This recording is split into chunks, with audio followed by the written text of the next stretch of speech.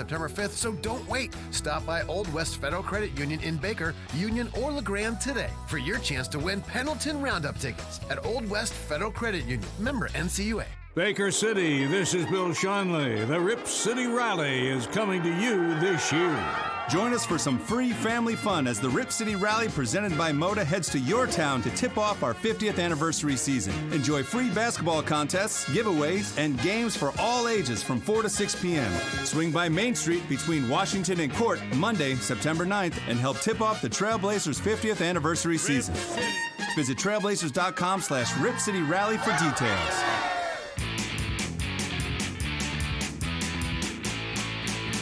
Take me out to the ball game. Take me out to the crowd. Buy me some peanuts and Cracker Jacks. I don't care. I ever get back, so let's root for the home team. They don't win, it's a shame. 1, 2, 3 strikes, you're out at the old ball game. The Johnny Ballgame. What's going on? And welcome to what we hope is your favorite sports talk radio program in the flesh, brought to you by Bench Warmers Pub and Grill, heard on Super Talk Radio. That's the talk of Eastern Oregon. We welcome you to the Johnny Ballgame Show. I'm Johnny. This is my show. We are weekdays from Monday through Friday, weekdays from 3 to 6 in the Pacific time zone PM. We talk about sports. We have a lot of fun. We preview games. We have guests, and we talk local. We talk regional. We talk national sports. We like to involve our listeners on this thing. You can call, you can email, you can text, you can stream on the website, JohnnyBallGameShow.com. You can watch on the YouTube channel, youtube.com/Johnny Ballgame. So here we are on a Wednesday. College football kicks off tomorrow night. You got full-fledged week 1 action. I know you still had some games the past weekend. Week 0, that was cool. That was a nice little preview. But the big weekend is coming, and tomorrow with some games. We'll talk about those today. Basically, this time of year, you got football all over the place. Fantasy football, college football, NFL football, high school football to talk about. We will do all that today.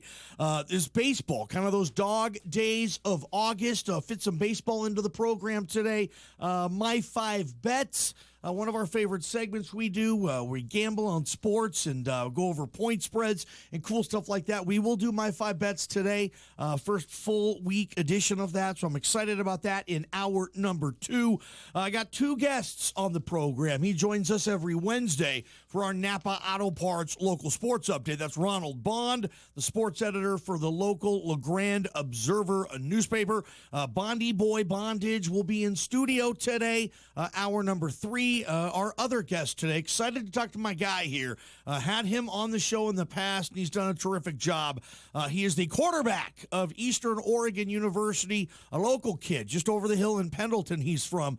Kai Quinn is coming on the program today, in that long lineage of quarterbacks at Eastern Oregon. Tim Camp has had some good ones. Chris Ware, Zach Bartlow, Kai Quinn. No shortage of excellent quarterback play at Community Stadium for the folks in Eastern Oregon to root on their Mounties. And their season kicks off this weekend versus their rival, College of Idaho, just down I-84 in Caldwell. So we'll talk about that a little bit right from the quarterback as Kai Quinn, again, will join us hour number 2. All guests courtesy of our Farmers Insurance Hotline. Shout out to my boy GB. So yeah, a little bit. We even got some basketball I'm going to throw in there today. Nothing much, but the Shaq and Kobe drama I thought was kind of interesting. So maybe we'll talk about that just a little bit. Again, I want you to be a part of this sucker. Call me, Farmers Insurance Hotline, 541-963-4122. We'll open up the hotline, and I have 2 more tickets for Oregon State, Oklahoma State on Friday night in Corvallis. I will give these away. No tricks, no trivia questions. We're not going to play that game like we did yesterday. Email or text me at 541-962-7700 if you want these tickets. They're 50-yard line seats to one of the biggest non-conference games in Reser Stadium recent memory. Oklahoma State, Oregon State on Friday night, 2 50-yard line tickets. Just email me, JohnnyBallGameShow@gmail.com, or text me. I gave you the number. If you do want the tickets, we'll kind of roll that kind of on a first-come, first-serve thing. So if you want these tickets and you can go to this game, don't be shy, and we'll hook you up with the tickets. We gave away a couple yesterday. We had a couple more come my way today, and going to continue to hook you up like we always love to do, getting our listeners, my chuckleheads, a chance to see big-time football. And that's what the Pac-12 versus the Big 12 is in this case. Oregon State, Oklahoma State. And my gosh, wouldn't that be awesome if the Beavers can, overcome being 15-point home underdogs to take on a very prestigious, established program like Oklahoma State. That game, by the way, is on FS1 Friday night. I know that's what I'm going to be doing on Friday after this show. Get home, watch that Beaver game. But yeah, 2 tickets. If anybody wants to go to the game, email or text me and let me know, and we'll get you there. Let's get this thing going. Brought to you by All Air HVAC. It's your top story on a Wednesday.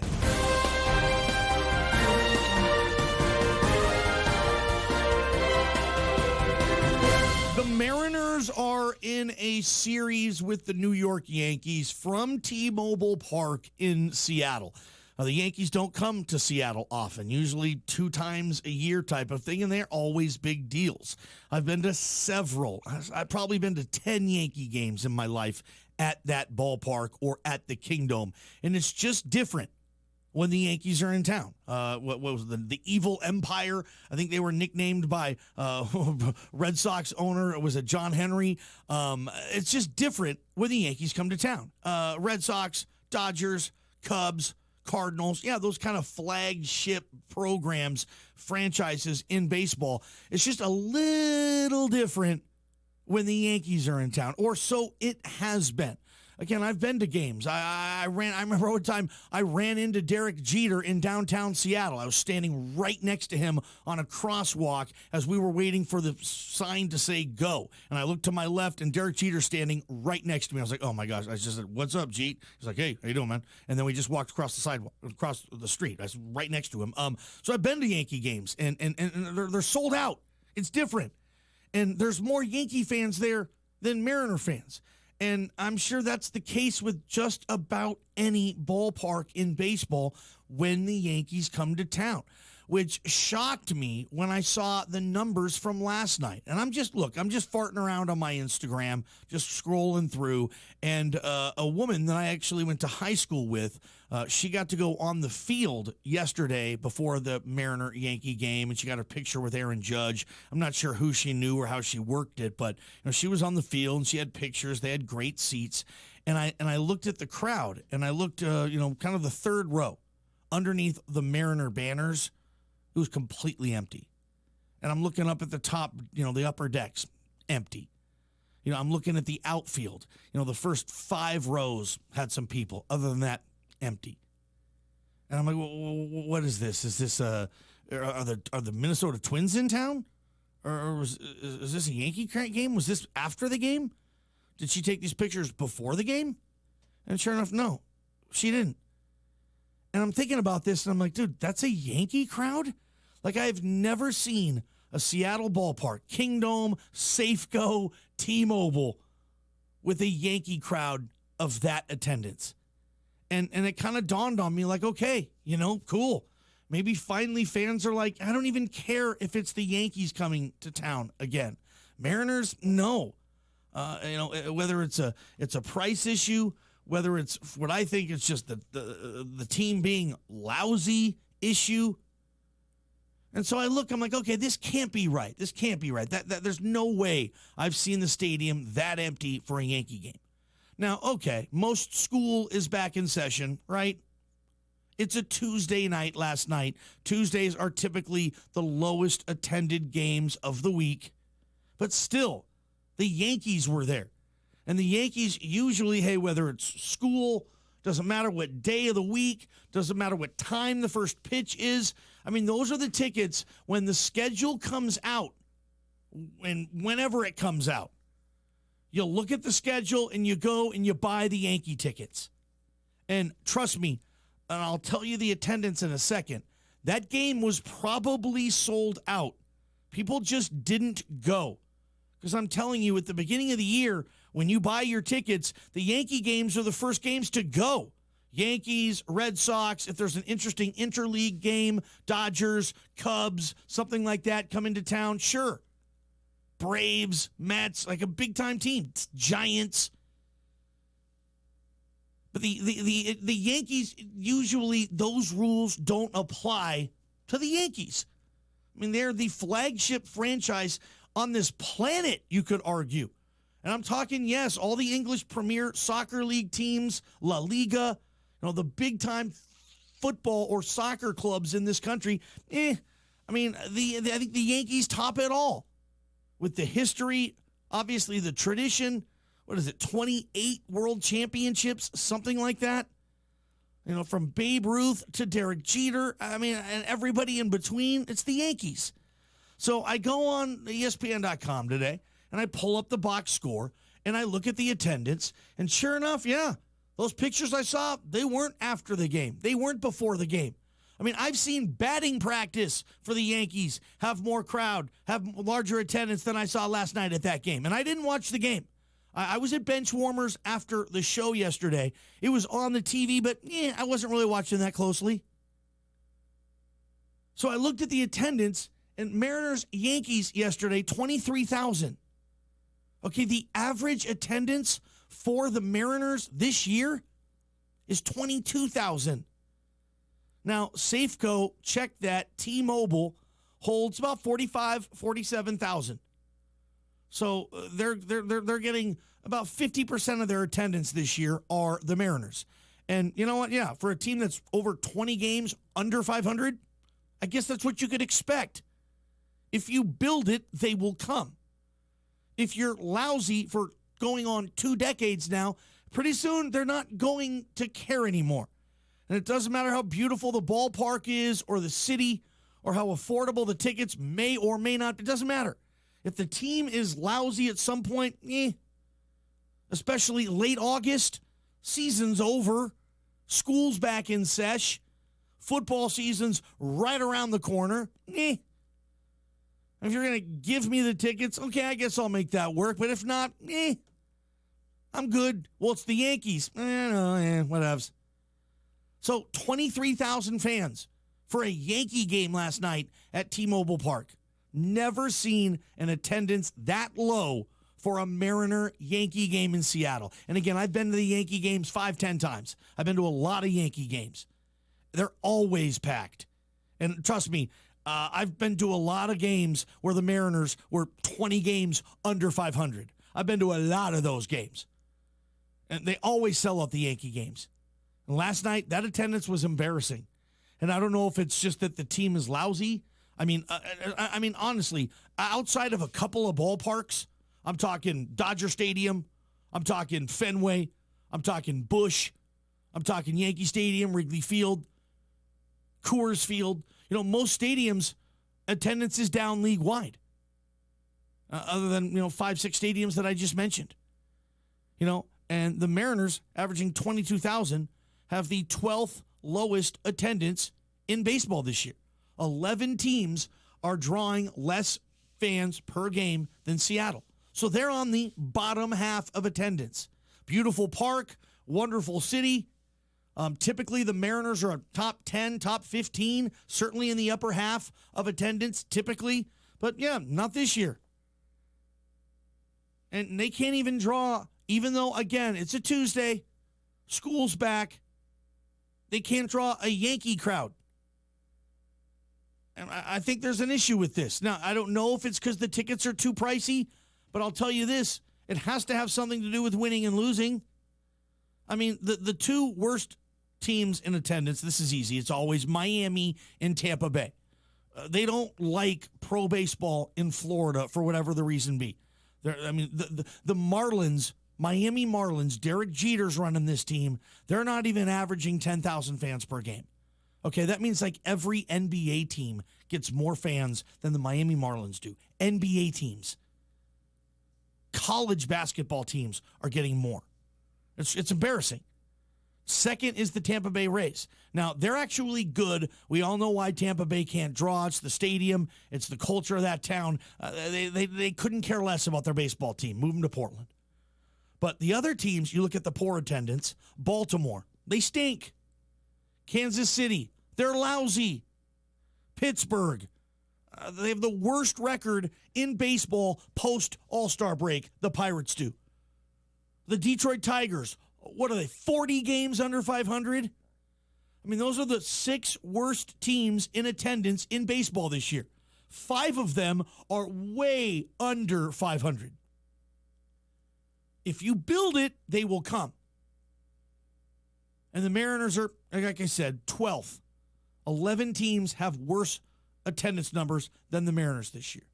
And I just thought that stood out to me a little bit. Maybe, and then this is a big maybe, because the Mariners have this true to the blue loyalty with fans. I mean, it takes a different type of person to be a Mariner fan.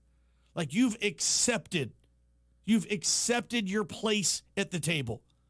You've accepted getting the scrap. You've accepted diving into the dumpster to find a decent meal. You've accepted that. And you're still coming back every year. I mean, Mariner fans, we've done that. I am one. It's embarrassing. I don't know why I haven't dropped that stinking team like a bad stinking habit 10 stinking years ago. But I keep coming back, and I stay with the optimism. I shouldn't, but I do. And most Mariner fans are like that. It takes a different type of dude to be a Mariner fan. It's an abusive relationship in a sports sense. And let's keep that, obviously, abusive relationships in a sports sense. We're just having fun with it, but it is. The Mariners as a team have abused their fan base. You're going on 2 decades now. 2 decades without a playoff trip. Ichiro was a rookie the last time they reached the playoffs. I was just a kid. I mean, there's a whole generation of Mariner fans. If you're 20 years old, you have no clue, no recollection whatsoever of what it's like to see the Mariners play in an important game, let alone a playoff game. So it takes a different type of dude to stick with a team like the Mariners. But maybe, just maybe, that a lot of these so-called true to the blue Mariner fans are kind of at their wits' end with this. Like, you know what? Even though the Yankees are in town, school's back, it's a Tuesday, the team is lousy, I'm not going. Well, honey, we have tickets. I don't even care. Can we sell them? I'll take whatever for them. I don't even want to go.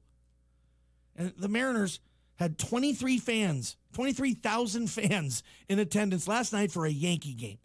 It's only 1,000 more than their average attendance this year. That's a Yankee game. And they drew 1,000 more than their average this year? It's embarrassing attendance numbers. And the Mariners always have very respectable attendance numbers. People love that ballpark. People love that scenery. I love going to Mariner games, honestly. Of course I do. I don't go to see good baseball. I don't go to see a pennant race. I don't go to see a playoff game. I don't go to see a good, solid, stable organization. No, I go to have fun. I go with my buddies, my girlfriend, family members. I have a couple of beers. I hang out at the Pyramid Brewery across the street, maybe play some cornhole, go into the game, love the ballpark, retractable roof, cool stuff. I just like being at the game. Of course, I'm not going to see any type of competitive team. But we've all just accepted that and we go. And maybe, just maybe this is the season where it goes back to the Kingdome pre-Ken Griffey Jr. Because that's the Mariner team that I grew up with. I still remember going to games in the Kingdome, and they would have on the Jumbotron, guess the attendance today, and there'd be A, B, or C, and you could guess it. And the guesses were always like 10,000, 8,000, 9,000. Nothing. And the Kingdome held like 50, 60,000 for baseball. 10,000 fans. And that'd be like the big games back in the day. It'd be when the Bash Brothers came to the Kingdom. Canseco and McGuire, late 80s, Carney Lansford, that whole crew, Dave Stewart, Ricky Henderson. People wanted to see the Bash Brothers, the A's. That was the big draw. And maybe it's turning into that. Pre-Ken Griffey Jr. era Mariners. Alvin Davis, Harold Reynolds, Mark Langston, Dave Valley, Jim Presley, Henry Cotto, Phil Bradley. I mean, that stinking team. Ray Quinones. I can't even believe I can remember those guys. They were awful. Scott Bradley, Mike Schooler, Billy Swift. Ugh. Go on and on and on. But they couldn't draw anything. Ken Griffey Jr. came and changed that. And here we are, 30 years later, after Griffey came there initially, attendance not good for the Mariners. And to be honest, baseball, league-wide, not very good. Outside of the Dodgers, Cardinals, Yankees, Cubs, surprisingly, the Rockies are fifth in attendance. Good for the folks in Colorado, supporting the Colorado Rockies. I've never been to Coors Field. I've heard it's delightful. My boy Jula goes. He was just at a Rockies game a couple of days ago. I heard that's a good event to go to in Colorado. It's on my list. Beautiful park. But, the Red Sox, the Brewers are drawing pretty well. The Eagles, the Phillies draw okay. The Astros. But those are all good teams. Those are all teams in pennant races, too. And the Mariners haven't been in a pennant race in a long time. Not a serious one. They haven't won a pennant race in a long time. Text message, my boy Bushy. Spike Owen. Yeah, I remember Spike Owen. Heck yeah, man. Heck yeah, those old Mariner teams. They give tickets away. Johnny, how about $400 worth of stadium beer? Yeah, beers are expensive. Another stupid reason why I go to Mariner games, I don't know. Because, again, the team doesn't hold up its end of the bargain, and I go there and I wear their gear that I buy. I have 4 Mariner hats. 4 Mariner hats. I got a Griffey jersey. I got a King Felix jersey. I got a bunch of Mariner T-shirts. I buy gear. I buy $12 beers when I'm there. And a Yankee crowd last night, 23,000. First caller of the program, let's hit up our Farmers Insurance hotline. Caller, welcome to the Johnny Ballgame Show. What do you know? What do you say? I'm looking at Arrowhead Stadium right now, and right next to it is Kauffman Stadium. In about 2 hours, I'll be watching a game. You're going to the Royal game tonight. I'm going to the A's game. It just happens to be in Kansas City. Oh, this is the unofficial mayor of LaGrande, folks, Caleb Samsonite. What are you doing in KC? Well, I'm actually heading down to Florida. This is just a detour.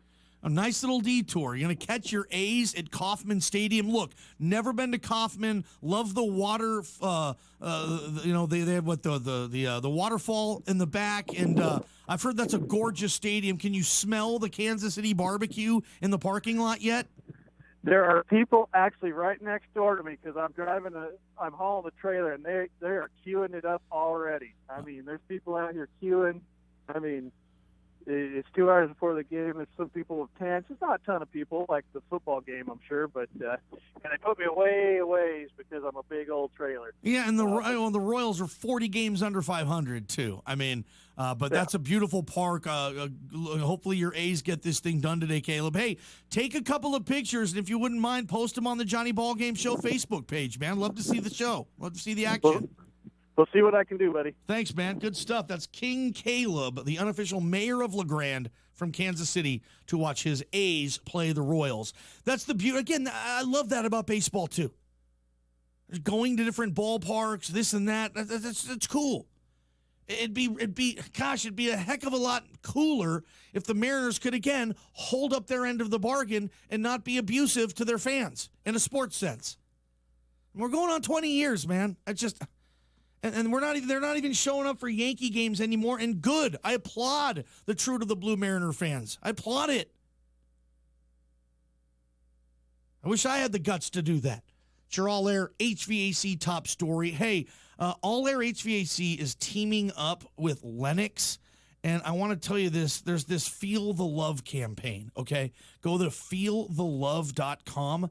All Air HVAC and Lennox are going to hook up a family in need with a heating and cooling system for their home. They're doing it for free. So this is no joke. If you go to feelthelove.com, you can nominate a family. I'm sure everybody listening to this knows a family in need that could use a tip-top Lennox heating and cooling system for their house. Feelthelove.com and fill out there and nominate a family. If everybody would do this, this would be a really good deal and a nice gesture that we can do on the Ballgame show to help these guys at All Air HVAC and Lennox. That's feelthelove.com. Get over there and do that. Knee-High Enterprises in Baker City provides options for you and services that you might not even realize. How about new doors or windows for your home or business? You'll save a ton on energy costs. How about vinyl signs or banners for an event you have, or putting your business logo on a vehicle? Knee-High Enterprises in Baker City does all of that and more throughout the entire valley. New garage door openers and installation service. They're the best. Open Monday through Friday from 8 to 5. Knee-High Enterprises. Big enough for the big jobs, small enough to care. Dish TV is better than cable TV. Why? Because you can save 45% on packages compared to your high-priced cable bill.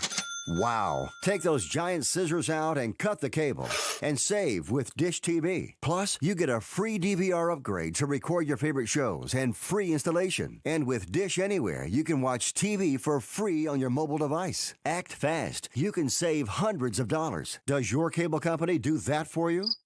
I don't think so. Get all the best TV programming at your fingertips at a fraction of the price of cable TV. So say adios, arrivederci, goodbye to the high cable bill, and save up to 45% on Dish TV packages today. These are limited time offers and can change at any time. Call fast, 800-557-7920, 800-557-7920, 800-557-7920. That's 800-557-7920. This season, the Boise State Broncos are looking to continue dominating the Mountain West. Throws it for the right side, and the ball is caught. Is it inbounds? Yes, touchdown. What a catch for With 4 young QBs looking to lead the Broncos to the postseason and another bowl win. Unbelievable. Be there with the team all season long right here on the Broncos Sports Network from Learfield IMG College. There is a difference. Come into Carpet One Floor and Home and you'll immediately see the difference. Browse a little and you'll discover more than just a beautiful showroom. You'll find the best selection at a great price. You'll notice the best warranties in the industry. You'll find out about our beautiful guarantee. If you don't love the way your flooring, furniture, or mattress looks or feels, we'll replace it for free. You'll discover our healthier living installation process. Come experience the difference. Carpet One Floor and Home in LaGrande, Baker City, and Enterprise. With Kurt's RV Service and Repair, you're going to get quality service and a fair price. And it really doesn't matter the issue to your camper, trailer, RV. Kurt and his all-star squad can fix it. Located in Island City, make sure you get an appointment squared away because in the summer, Kurt can get pretty busy. From major problems to simple checkups, make sure Kurt's RV Service and Repair gets your first phone call. You may not even realize your RV has issues before that next big trip. So make sure you take it to Kurt's RV Service and Repair.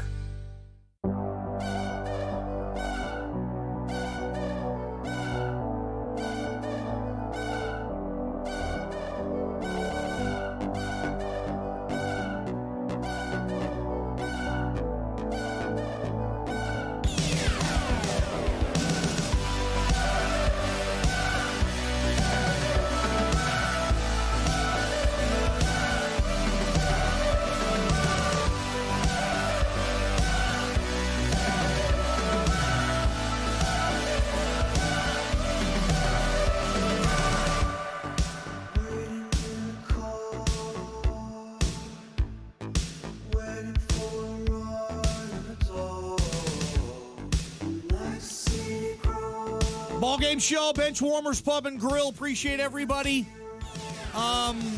When you lose a loved one and you have to make the arrangements, whether that's a cremation or a funeral service and celebration, make those arrangements with Lowell and Carol, wonderful people at Daniels Knopp Funeral, Cremation, and Life Celebration Center. Again, it's not an easy phone call to make. Lowell and Carol make it a little less difficult when you lose a loved one. Most of us have been there. We've had to make the arrangements. Again, make those arrangements with Daniels Knopp. Couple of stuff coming through here. My boy Drew says, Johnny, I did some research, and the most expensive ballpark is Wrigley Field. The cost for a family of 4 to go to a Cubs game is $370. T-Mobile Park in Seattle is the 8th most expensive. The cost for a family of 4 is $258. Appreciate the research there, DC. Good stuff on that. And that doesn't completely surprise me. I will say this. I would have guessed it's Yankee Stadium, number 1. Obviously, Wrigley's probably right there, and I imagine Yankee Stadium is probably number 2. Yeah, Seattle's no joke. Seattle is an expensive town. Everybody knows that, right? San Francisco. Heck, Portland is becoming an expensive town. Seattle's no joke, man. It costs money to do stuff in that town. And look, I'll say this, and I don't know if Drew was trying to make this point, but that's never stopped anyone before. That's all I'm saying.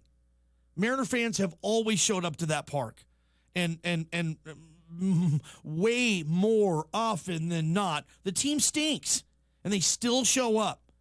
And this year the attendance is dipping, and you know what? They have no one to blame but themselves. Good, you know. I went to 2 Mariner games this year. I went to opening day, as I try to do every year, and then I took my girlfriend, and we had a couple of a relative of mine and his wife. All 4 of us went to a game in June. We saw the Orioles. We had great seats, and it's just a chance to get to the ballpark. Not necessarily see a good team play, of course not. But yeah, absolutely. I appreciate the research on that. I got another text message, Northwest Furniture and Mattress text line. Johnny, I am heading to Fenway Park at the end of September. Taking his son and his grandson, and that's beautiful. That's what baseball is, right? You get to Fenway, and you go with 3 generations in that family. There, going to go to Fenway Park at the end of September. That's awesome. That's why I love baseball. That's what baseball's about. You don't do that necessarily with football games or NBA games. There's just that something that je ne sais quoi, whatever, about baseball. That kind of romanticism that people have with baseball. It's cool. I love it. Good stuff, man. Want to talk about this too, and this is just the way it is now. And coaches can try to stop it. They are trying to stop it by not making announcements at certain positions who the starter is. I mean, you remember Nick Saban, he won't name a starter until the day of the first game. He did that a few years ago when Jalen Hurts won the gig as a true freshman. And the other kid ended up transferring. But that's just the case. This transfer portal, it's taken over college football. And I know that the old guard and a lot of folks hate this. And the culture now of, you know what? No, just win the job. If you don't get the gig, okay, practice harder. Injuries can happen. And you sit it out, you stay it out, you get tough. And you know what? You work even harder. Maybe you have to change positions, whatever the case. You fulfill the commitment.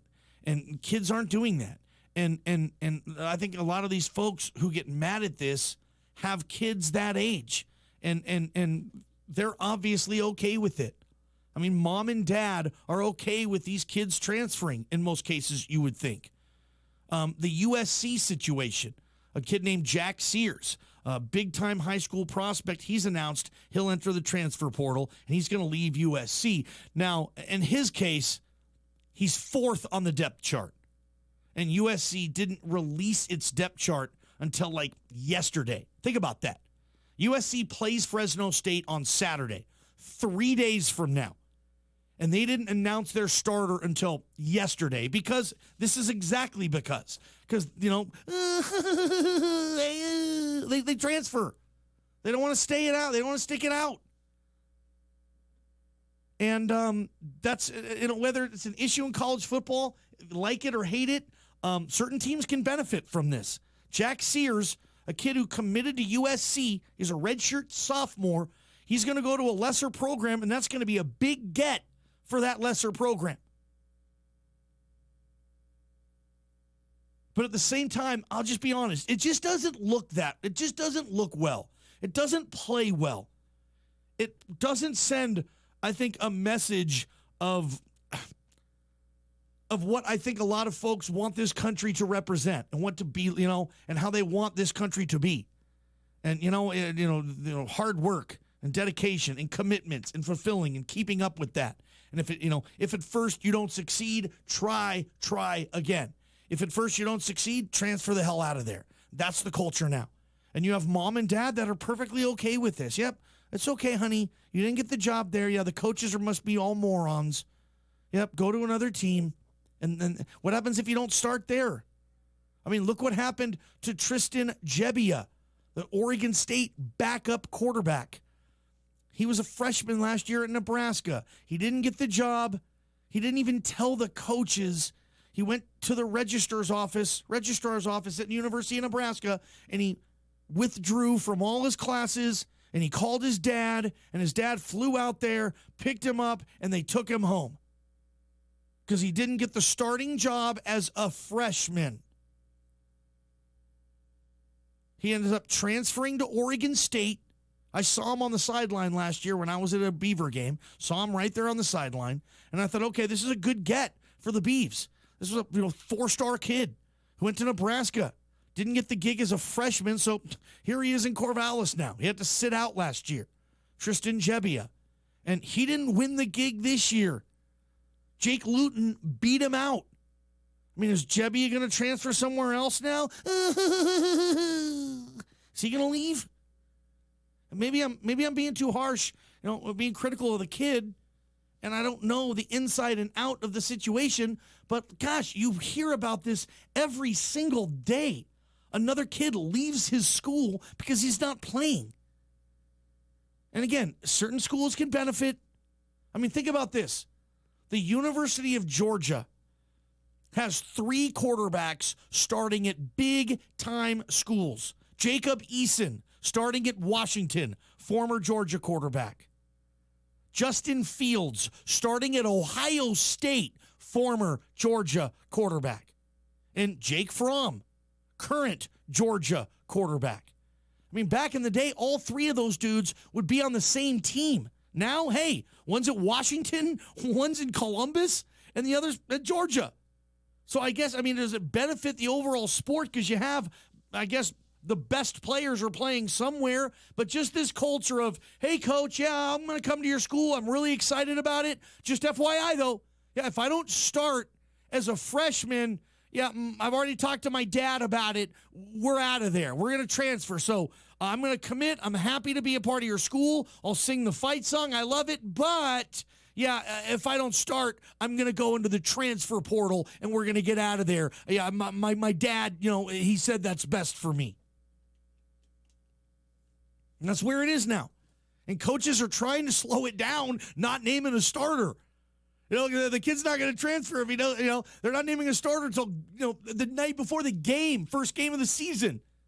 And then the kids still transfer, but yeah, it just doesn't look well, in my opinion. But that's the culture we're in. It's not going to change. In fact, it'll get worse. And it's just, it's weird, when and people who are older than me, you know this better than me, obviously, but getting old and, learning experience and having frames of reference and having data. Like, I remember when I was a senior in high school and you said, okay, yeah, I remember when I was in 8th grade, it felt like it was 20 years apart, 8th grade from 12th grade. It was 4 years. To me now, at my age now, 4 years ago feels like a year. 4 years ago is nothing. 10 years ago doesn't feel that long. When you're 15, 2 years is an eternity. When you get older, 2 years feels like a couple of months. It's crazy how time does fly when you get older and you have a frame of reference, you have experience. It's just, it's weird to think about that where, I don't really even know where I'm going with that, but yeah. Did Churchill say it? Who said it? Youth is wasted on the young. Somebody said that. Was it Churchill? I can't remember. I'm not good at remembering names on quotes. Youth is wasted on the young. Remember that. It's time now for your local weather forecast. In LaGrande tonight, partly cloudy with a chance of thunderstorms, low near 59 degrees. For tomorrow, mostly cloudy with stray shower or thunderstorms possible, and a high near 86. In Baker City tonight, partly cloudy skies with a stray shower possible too, low of 57 degrees. And by tomorrow, mostly cloudy with chance of thunderstorm, and a high near 87. This weather forecast is brought to you by LaGrande Gold and Silver, family owned and managed for over 35 years. Your trusted local experts for fine jewelry and precious metals. Shop LaGrande Gold and Silver's full line of quality jewelry, gifts, and coins, and find the perfect gift that will be cherished for a lifetime. Life insurance is one of those subjects that make people want to change the subject rather than admit they probably don't have enough. That's why State Farm agent Nate Conklin focuses on how the benefits of life insurance actually live on by asking people to think in terms of life without having to sell the house, insurance, or life without having to give up college. Find out how the benefits of life insurance can live on for your family. Call State Farm agent Nate Conklin in LaGrande at 541-963-0929 and put the life back in life insurance. It's time now for a community calendar update. The LaGrande Farmers Market takes place every Saturday morning from 9 a.m. until noon at Mack Square in downtown LaGrande, and every Tuesday afternoon from 3:30 to 6. Enjoy fresh local produce, baked goods, arts, crafts, live demonstrations, music, and more. For a schedule of upcoming events, visit LaGrandeFarmersMarket.org. Grand Ronde Radio Amateurs Association is inviting everyone to attend their monthly business meeting every fourth Tuesday of the month. The meeting is held at the LaGrande Fire Station classroom starting at 6 p.m. If you have ever been interested in ham radio or are curious about it, this is a great meeting to attend to ask questions about the hobby and the service. For more information, contact Tyson at 541-910-2784 or visit w7gra.org. This community calendar update is brought to you by Claudson Sew & Soak, Viking and Pfaff machines for beginner to expert, plus financing for any budget. Tired of that old machine? Upgrading is easy. Get started today and sew something good at Claudson's in LaGrande. LaGrande, this is Bill Shanley. The Rip City Rally is coming to you this year. Join us for some free family fun as the Rip City Rally presented by Moda heads to your town to tip off our 50th anniversary season. Enjoy free basketball contests, giveaways, and games for all ages from 4 to 6 p.m. Swing by 4th and Adams Avenue Tuesday, September 10th and help tip off the Trailblazers 50th anniversary season. Visit trailblazers.com/Rip City Rally for details.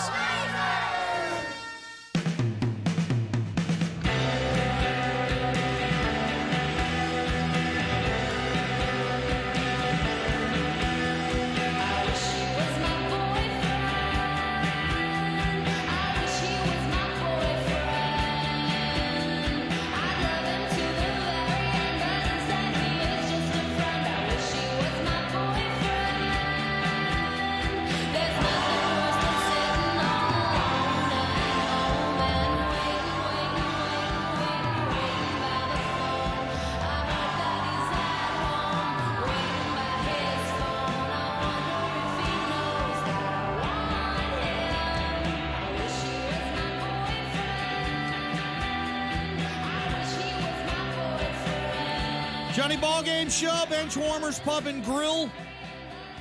Some big games tomorrow we'll talk about a little later. Also, EOU quarterback Kai Quinn. He's hopping on the Farmers Insurance Hotline in hour number 2. That'll be fun. Kai's a good dude to bring on the show. He is Eastern Oregon through and through, former Buckaroo. And long line of great EOU quarterbacks, and I think Kai Quinn's next in that line. Big game for EOU on Saturday. They're all big in the Frontier, but C of I hosting EOU on Saturday. That's going to be a fun one. I got a big EOU announcement I'm going to make. Not till it's official and I can make it, but I got some good news. If you're a fan of the Johnny Ballgame Show and you're a fan of the EOU Mountaineers, you're going to like this. So hopefully I can announce that sometime this week. My boy Drew, Goss Motors Inbox, appreciate you, Drew. He says that the Yankee Stadium, the average price for a family of 4 is 5th in the major leagues, which shocks me. I would think that Yankee Stadium would be by far the most expensive stadium to take a family of 4 to in the league. But no, that's Wrigley Field 1, Fenway Park 2. Yankee Stadium is 5th.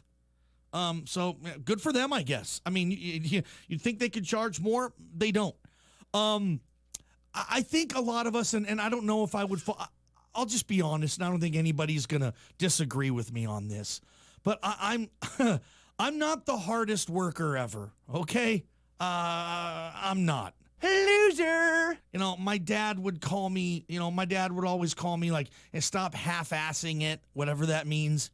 Laddie Buck. My dad would say, I think that's a, who coined anyway. But my dad would always it would frustrate my dad. My brother, Jim, was a real hard worker, still is. He owns 19 paint stores, drives a stinking Ferrari. Thanksgiving, Christmas stinks at my house.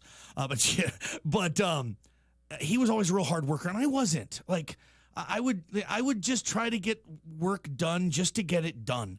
I really didn't care what the teacher was going to grade me on. I really didn't care how the presentation looked. I just wanted to get it done.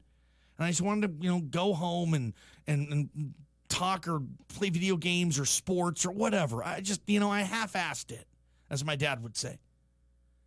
And when it comes to work, though, like occupation, this job, I don't think I necessarily do, because I love doing it. I'm excited about it. But when I worked at sporting goods stores, when I worked at Bed Bath & Beyond, dude, I was there for like 2 years, and I barely even knew how to run the register. It was funny. One day I was at Bed Bath & Beyond, and I was helping a lady at the register, and I'd ask a coworker a question about how to ring something up. And the lady's like, oh, is this your first day?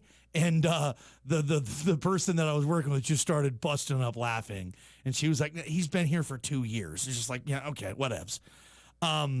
And a lot of times for the people that do say, hey, I go balls to the wall, 100%. First guy in, last guy out, that type of guy. Kind of lazy dudes or whatever who just get by on whatever they used to get by on, that can frustrate people who work really hard. And I totally understand. If I'm in a situation where I feel like I'm actually, I am working hard on a project or something, and I feel that, members of the team aren't working as hard, I get frustrated too. And I'm relating this to Shaq and Kobe because that was the ultimate beef, according to Kobe. And I'll take him, I guess, at his word for this, although I think the biggest reason Kobe wanted Shaq gone is Kobe wanted the Kobe show. And Kobe was realizing who was winning the finals MVPs. It wasn't him. And Kobe was realizing who the players on the team were following, who they were listening to, who the true leader of that team was, and it wasn't him. It was Shaq. And I think that's a big reason Kobe essentially traded Shaquille O'Neal, because he did. Kobe put the Lakers on hostage and said, you need to choose right now me, who, by the way, at the time, Kobe was like 24, 25, or him at the time, who was like 30, 31, whatever it was. And the Lakers obviously chose. And they didn't get squat for Shaq. Caron Butler, Lamar Odom, they didn't get value for Shaq. Shaq went 2 years later and won a ring with Dwayne Wade in South Beach. But that's what Kobe did. But Kobe will say, and he's always said this, that it frustrated him because Shaq didn't work as hard. Shaq didn't have the hard work and dedication that he had. And Kobe was speaking at a conference yesterday, and Kobe said, he has no beef with Shaquille, which is fine. I don't care if Shaq and Kobe are friends or not. But Kobe said at the event that he could have 12 rings if O'Neal would have spent more time in the gym, which is obviously is a shot at Shaq, and Kobe's just that type of dude. He'd have 12 rings if Shaq worked harder. And it was funny, and Shaquille O'Neal is not a guy who's just going to, take that type of insult and not fire back.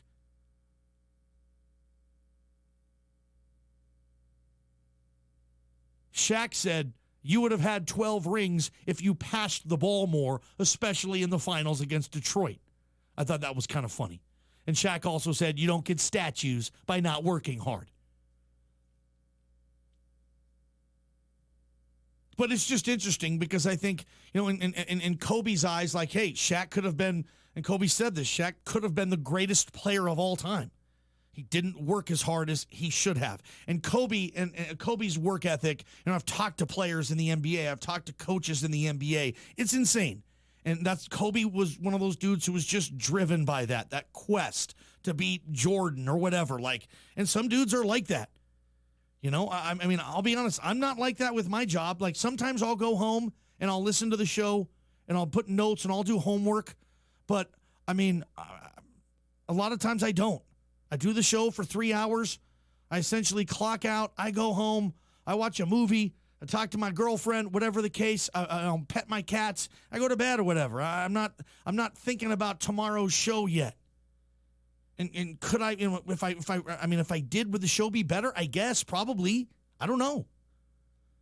But it's interesting that still all these years later, that still kind of irks Kobe. Like he'd have 12 rings. He says, I disagree with that. But if Shaq and Kobe could have got the job done, if Shaq and Kobe could have figured a way to coexist and not let ego infiltrate like ego does. Ego breaks up everything in sports or good relationships, in business, when they get big and whatever. Ego is a killer. I've seen it. The ego is the worst. But if ego would not have infiltrated that Shaq and Kobe thing, no question they could have won 3 or 4 more. I'll give them that. I mean, Kobe won 5. 3 with Shaq, 2 with Gasol. So I could have said, yeah, Kobe would have 7 or 8 rings if him and Shaq wouldn't have had the ego and whatnot.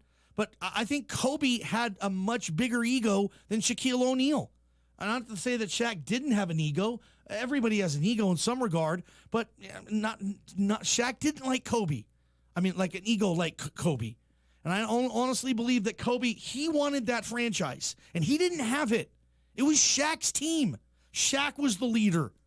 Shaq was the 3-time finals MVP. Shaq was the most popular player in the locker room, on the plane, on the bus, out to dinner. Everybody wanted to hang out with Shaq. They didn't want to hang out with Kobe. It wasn't Kobe's team, but he wanted it to be his team, and it eventually became his team, and he got what he wanted. Good for him. Kobe, you wanted Shaq out. So now to say, hey, well, I'm going to add all these rings. Well, okay, but you didn't want him around. He didn't work hard enough for you.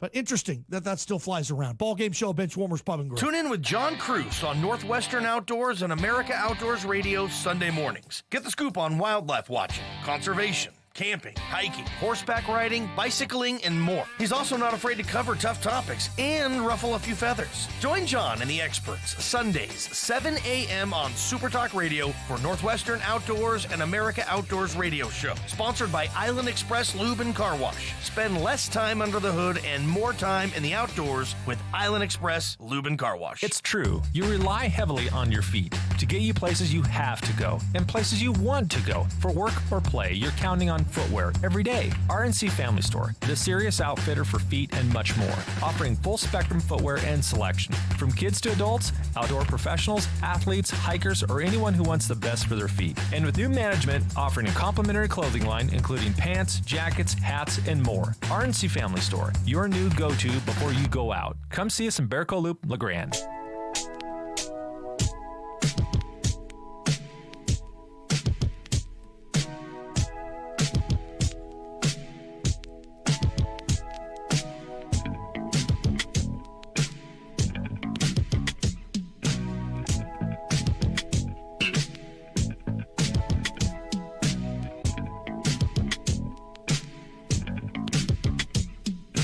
Love my sponsors, every single one of you. If you notice, most businesses who team up with the Johnny Ballgame Show, tooting my own horn, I guess, most sponsors that team up with us remain sponsors.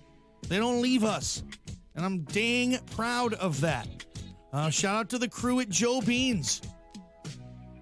The McLeods, Mrs. Blaylock, you guys do a terrific job down there. You make the best sandwiches I've had in LaGrande, Oregon, no question. When I want a cup of Joe, I'm going to Joe Beans. An iced vanilla latte, little on the plain side. I know, I'm just kind of like that, I guess. But man, when I want an iced vanilla latte, that's my drink, especially in the afternoon, especially in the summer. I go to Joe Beans. Custom beans roasted out of Somerville. It's all local. And, you know, talking to Too Loud McLeod ain't the worst thing in the world, right? He's a good guy.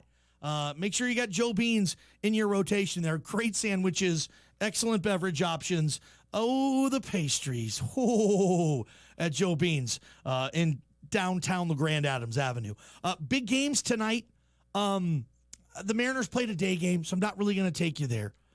Tomorrow, you have Raiders Seahawks. That's a game that you can listen to on our sister station, Boomer Radio. It's the final preseason game. Every NFL team is playing tomorrow night in the preseason finale. I don't spend much time on the preseason finale. The best thing about the preseason finale is that it's the preseason finale, and you don't have to watch any more stinking preseason games. Best thing about it. Think about this. The NFL season starts a week from tomorrow. Bears, Packers on that opening Thursday. That's going to be choice. I will say this, though. There's some legit college games tomorrow. So I'm not going to give you a Joe Bean's game of the night tonight. Put a little time with the significant other, play with the kiddos, watch a good movie, whatever the case may be on that front. Because tomorrow you're going to want to check it out. Check out games. These are tomorrow night games, guys. The Holy War, Utah at BYU, UCLA at Cincinnati, Georgia Tech at Clemson. Clemson plays tomorrow. Pac-12 Network, Kent State at Arizona State. I mean, you got a bunch of games. UCF is playing tomorrow. Some good stuff. Here's the news. KLVM LaGrande, KBKR Baker City is broadcasting from the Banner Bank studio. Banner Bank, better ideas, better banking. Member FDIC. Dorian intensifying, Democratic field gets smaller. I'm Barbara Cusack. Dorian hit the U.S. Virgin Islands as a Category 1 hurricane, and Governor Albert Bryan says parts of the chain took a direct hit. They really took a battering late in the day today, around 2:30, 3 o'clock, and those winds pounded them for about an hour, 2 hours over there. Meteorologist Allison Chinchar says Dorian is expected to dump heavy rain on Puerto Rico, strengthening into a major hurricane and could land anywhere from South Florida to South Carolina on Sunday or Monday. Now we expect it to basically move out over open water, and that is fuel for these types of storms. That's what helps build them, helps intensify them, is that very warm water. Plagued by low polling and fundraising struggles, Senator Kirsten Gillibrand is dropping out of the Democratic presidential race in 2020, even as she stresses she wanted to win. But it's important to know when it's not your time and to know how you can best serve your community and country. I believe I can best serve by helping to unite us to beat Donald Trump in 2020. The withdrawal word not on the mind of the chairman of the Joint Chiefs of Staff, even as the U.S. and Taliban forces appear close to a deal to end the 18-year war in Afghanistan. General Joseph Dunford says that's premature. We're going to make sure that Afghanistan is not a sanctuary, and we're going to try to have an effort to bring peace and stability to Afghanistan. General Dunford made his comments at a rare Pentagon briefing where he was pressed to discuss details of a possible U.S. withdrawal from Afghanistan. But Dunford says first, the President and the Secretary have been quite clear to me that as this progresses, we're going to ensure that our counterterrorism objectives are addressed. Linda Kenyon, Washington. Teen climate activist Greta Thunberg arrived in New York City today after sailing across the Atlantic Ocean to call attention to the need for quick action to save the planet. She'll be attending the United Nations Climate Action Summit next month. I'm Barbara Cusack. Attention, you may be eligible for cash payments, identity theft protection services, and other benefits in the Equifax data breach proposed class action settlement. If you're one of about 147 million U.S. consumers whose information was impacted in the 2017 Equifax data breach, you may be eligible for cash payments for time and money you spent because of the data breach. Visit EquifaxBreachSettlement.com for more information about your rights under the settlement and to make a claim. Or you can call toll-free 1-833-759-2982. That's EquifaxBreachSettlement.com or call 1-833-759-2982. This is a court-approved legal notice paid for by the Equifax Data Breach Class Action Settlement Fund. Have you heard what President Trump said recently? Newsmax, you like Newsmax. I like it too. Now you can watch Newsmax TV and get the truth about Trump from Bill O'Reilly, Mike Reagan, Alan Dershowitz, Pat Buchanan, and more. Newsmax TV is America's fastest-growing cable news channel, now in 70 million homes. Find Newsmax on DirecTV, Dish, Xfinity, Spectrum, Optimum, Fios, Uverse, and more systems. See Newsmax TV today. It's real news for real.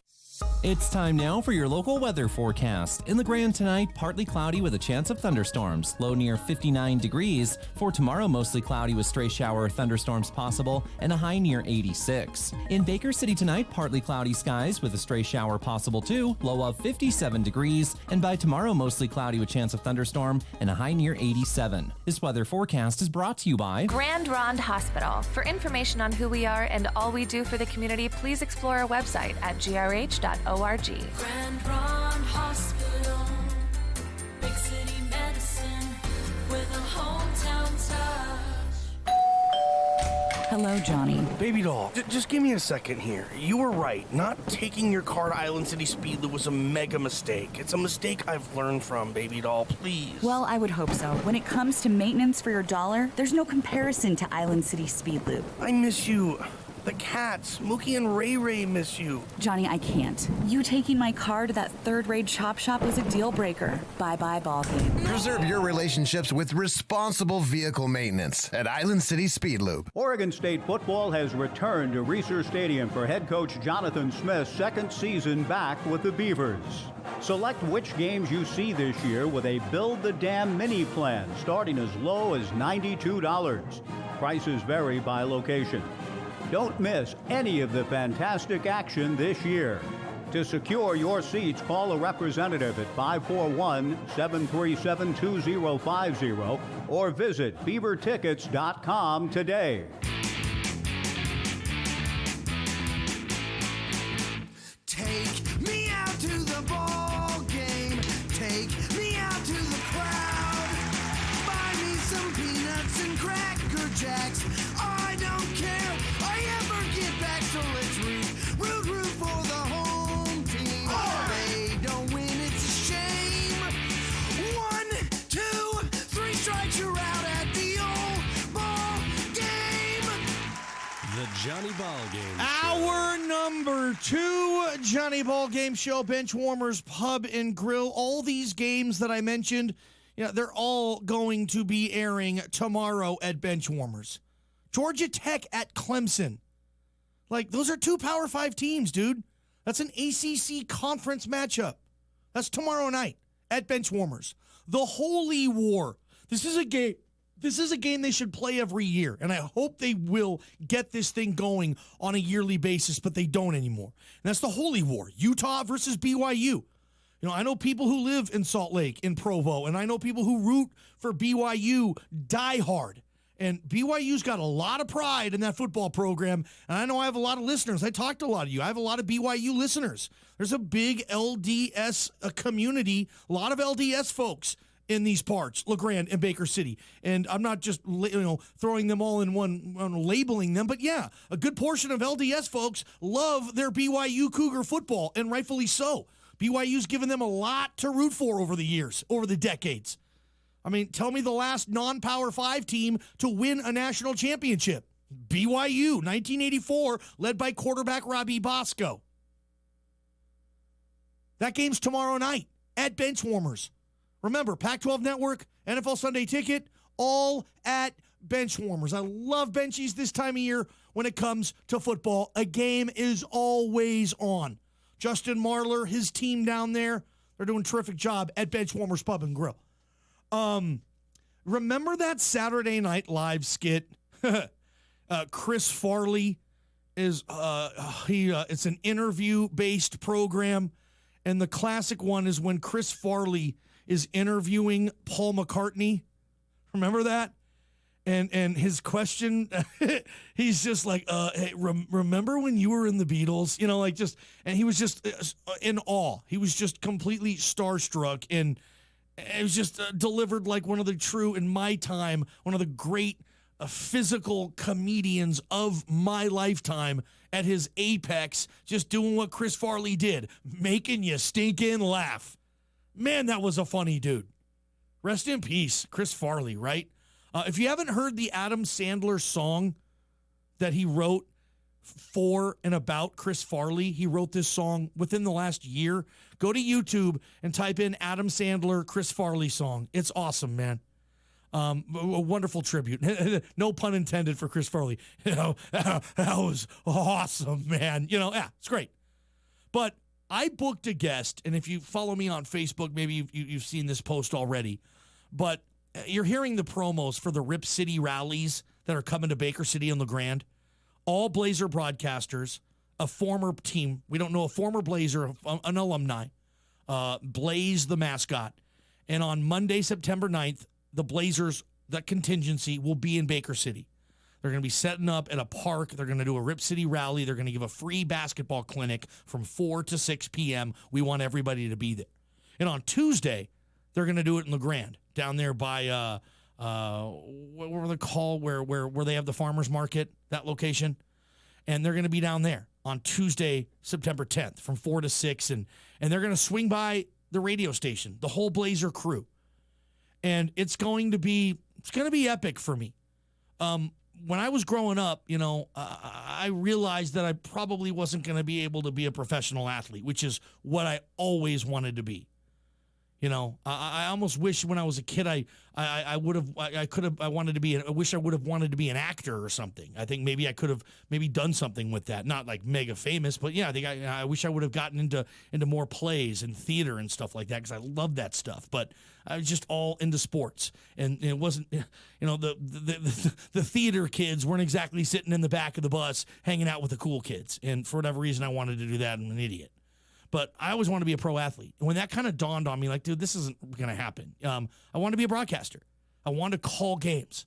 I wanted to be Kevin Calabro, the play-by-play broadcaster for the Seattle Supersonics.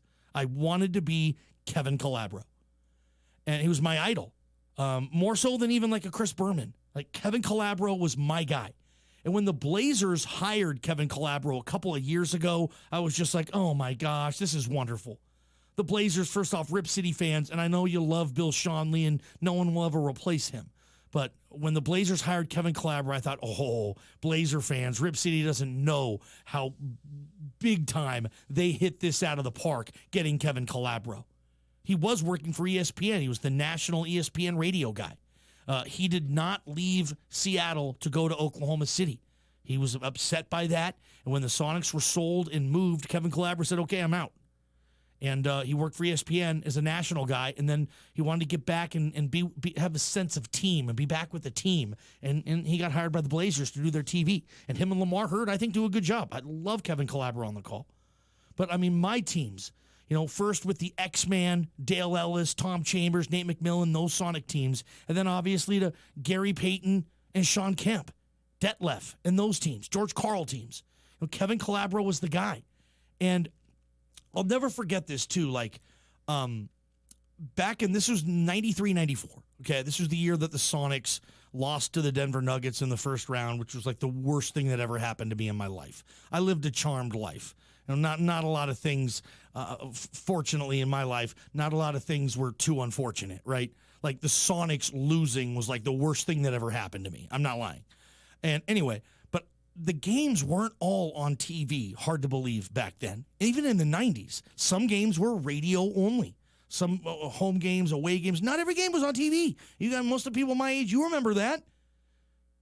Now everything's on stinking TV anyway. You can stream it, you can watch it on your damn phone. But what I would have to do, I had an old stereo my dad gave to me as a Marantz, bought it at probably LaGrande Stereo. Anyway, so I would listen to the games on the radio, and I'd have my headphones on, and I'd be on my bed in my room with the radio on. And as the true nerd I was, I bought a basketball scorebook, believe it or not, at Sam's Dugout, okay? Nerds! And I would keep score like a scorekeeper would at a high school game for these NBA games. And Kevin Calabro would be on the call, and I would lay there on my bed, and I would keep score. And I remember one time my older brother, he's like 8 years older than me, okay? I was like 14. He probably was like 22, whatever. And he was in the Navy, but he was stationed in Bremerton, so he was always home. And anyway, he came in my room and saw what I was doing and was like, what the hell are you doing? Like, I'm listening to the game. I'm keeping score. Hey, stop talking. Shut up. I don't want to miss this. And he was laughing and making fun of me and all this stuff. And my mom came downstairs and saw we were yelling at each other, F-bombs and all this, get out of my room, And Jim, my brother, was like talking to my mom. He's like, he's keeping score. He's listening to a game on the radio with his scorebook. Like, what the hell who is this kid? And my mom said, Jim, leave him alone. That's what he's going to do. Like, that's what he's going to do. And I remember thinking, like, yeah, it is. Damn it, get out of my room. I'm going to do this. I'm going to be Kevin Calabro.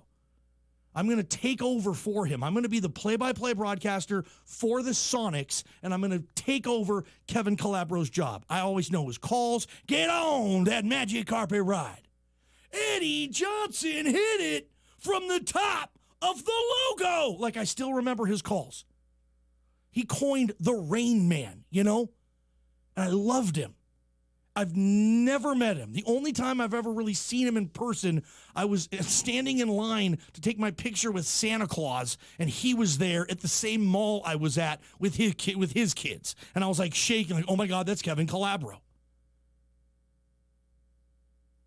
The whole reason I'm even talking about this is that I just made it official. We just made it official today that when the Blazers come to Baker City and LaGrande in early September, Kevin Calabro is coming.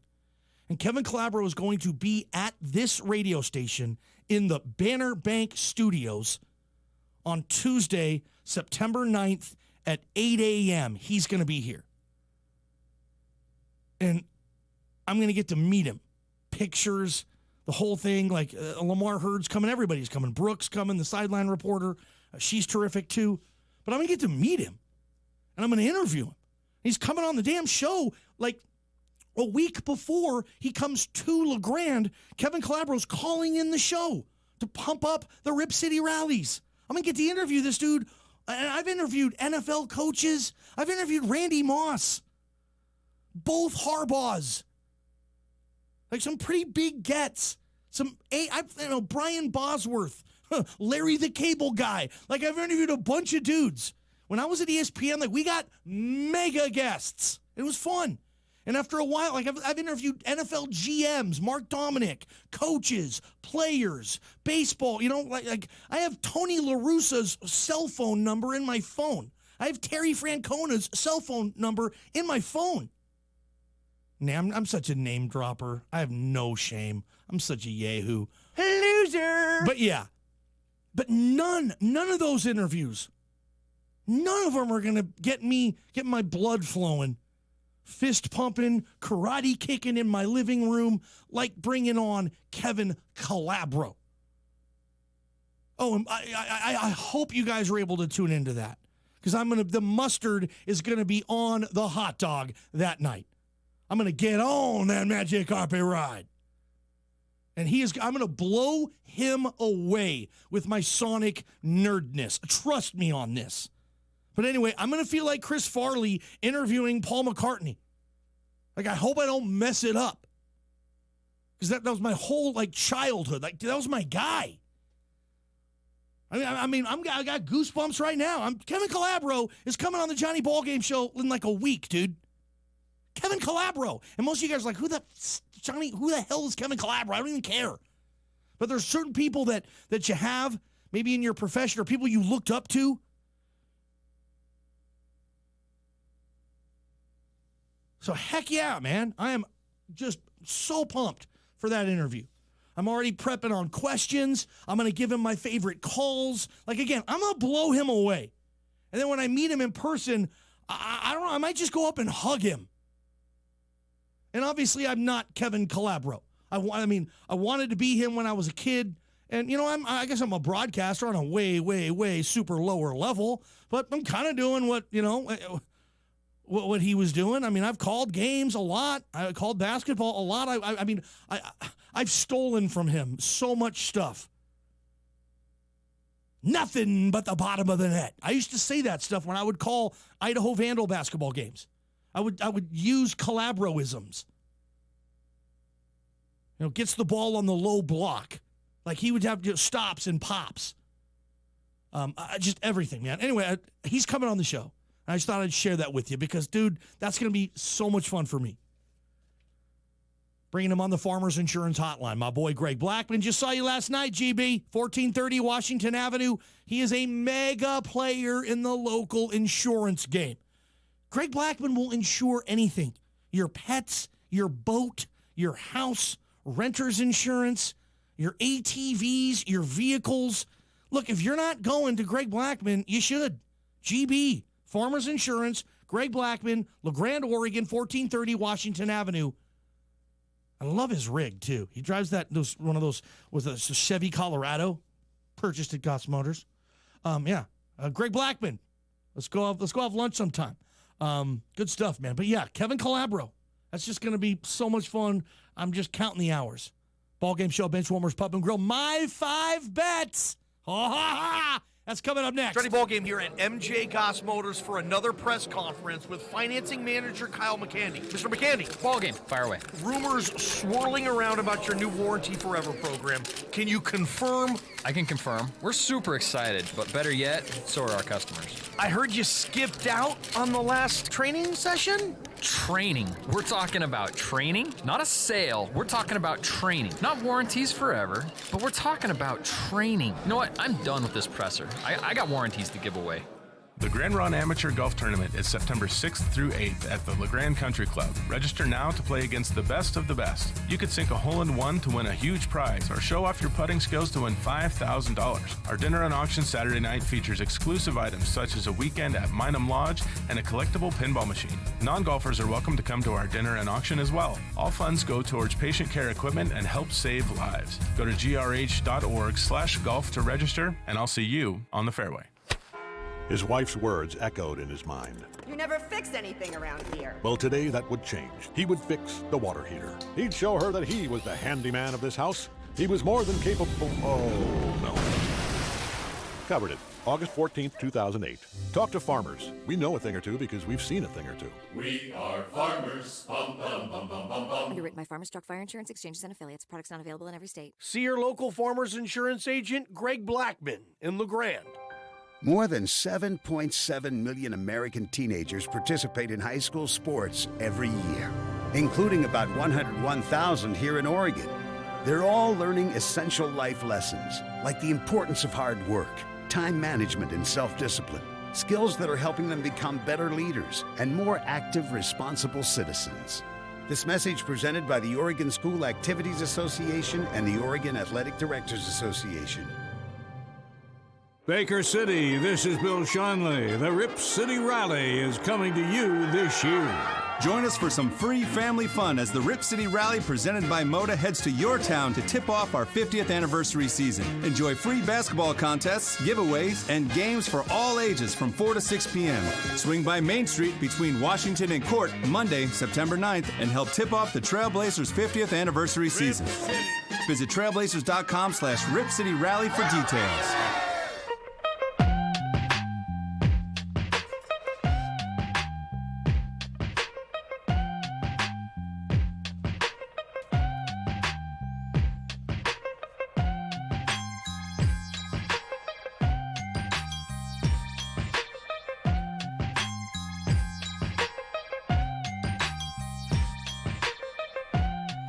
You know, last week we broadcasted the show from Aaron's in downtown LaGrande. Shout out to my boy Chef Wally from Fat Guys Fresh Deli and Meridian for helping us out with that. But I ended up getting a TV. I put a little bit down. I didn't have to have any credit, and they put me on a payment plan that totally fits my budget. So instead of saving up for a TV that I was saving up for, I'm just paying as I go. And you can go into Aaron's and not have to pay a penny until October 1st, by the way. They have a special Ballgame TV special where you go in there, no money down, no credit, and you can leave with a TV for football season especially. Now's the time. Get to Aaron's downtown LaGrande. We do this every Wednesday on the Johnny Ballgame Show, one of my favorite segments. Last year, not my best year. This year so far, not my best year, but there's only been 2 games. Let's have some fun with this, brought to you by Aaron's. It's time for a little My 5 Bets. My 5 Bets. My 5 Bets. La la la la la la la la. My 5 Bets.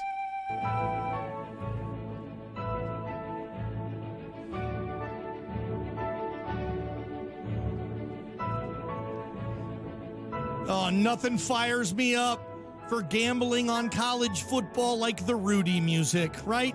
When's the last time you saw the movie Rudy? And if you haven't seen it, see it. I bet you anything down the hallway from me, my boy Casey, best damn radio executive marketing guy I've ever worked with. I bet he's never seen the movie Rudy. He's a millennial. He's like late 20s. I bet he hasn't seen Rudy. Casey, I know you're hearing this because, the show's on down the hallway. Casey, go watch Rudy. You lame ass. Okay. College football. My 5 bets. I am 0 for 2 on the season. I took Florida to cover versus Miami. They won, but they didn't cover. And I took Arizona to beat Hawaii by 12 or more points, and they didn't even stinking win the game. Pac-12, screw you, dude. It will change this week. My 5 bets, here we go. Tomorrow night, I'm taking the Cincinnati Bearcats and laying the 3 points over Chip Kelly and UCLA. Cincinnati -3, meaning they have to win the game by 4 or more points. This game is in Cincinnati. Look, Cincinnati won this game last year, I believe, in the Rose Bowl, and I have no faith in Chip Kelly.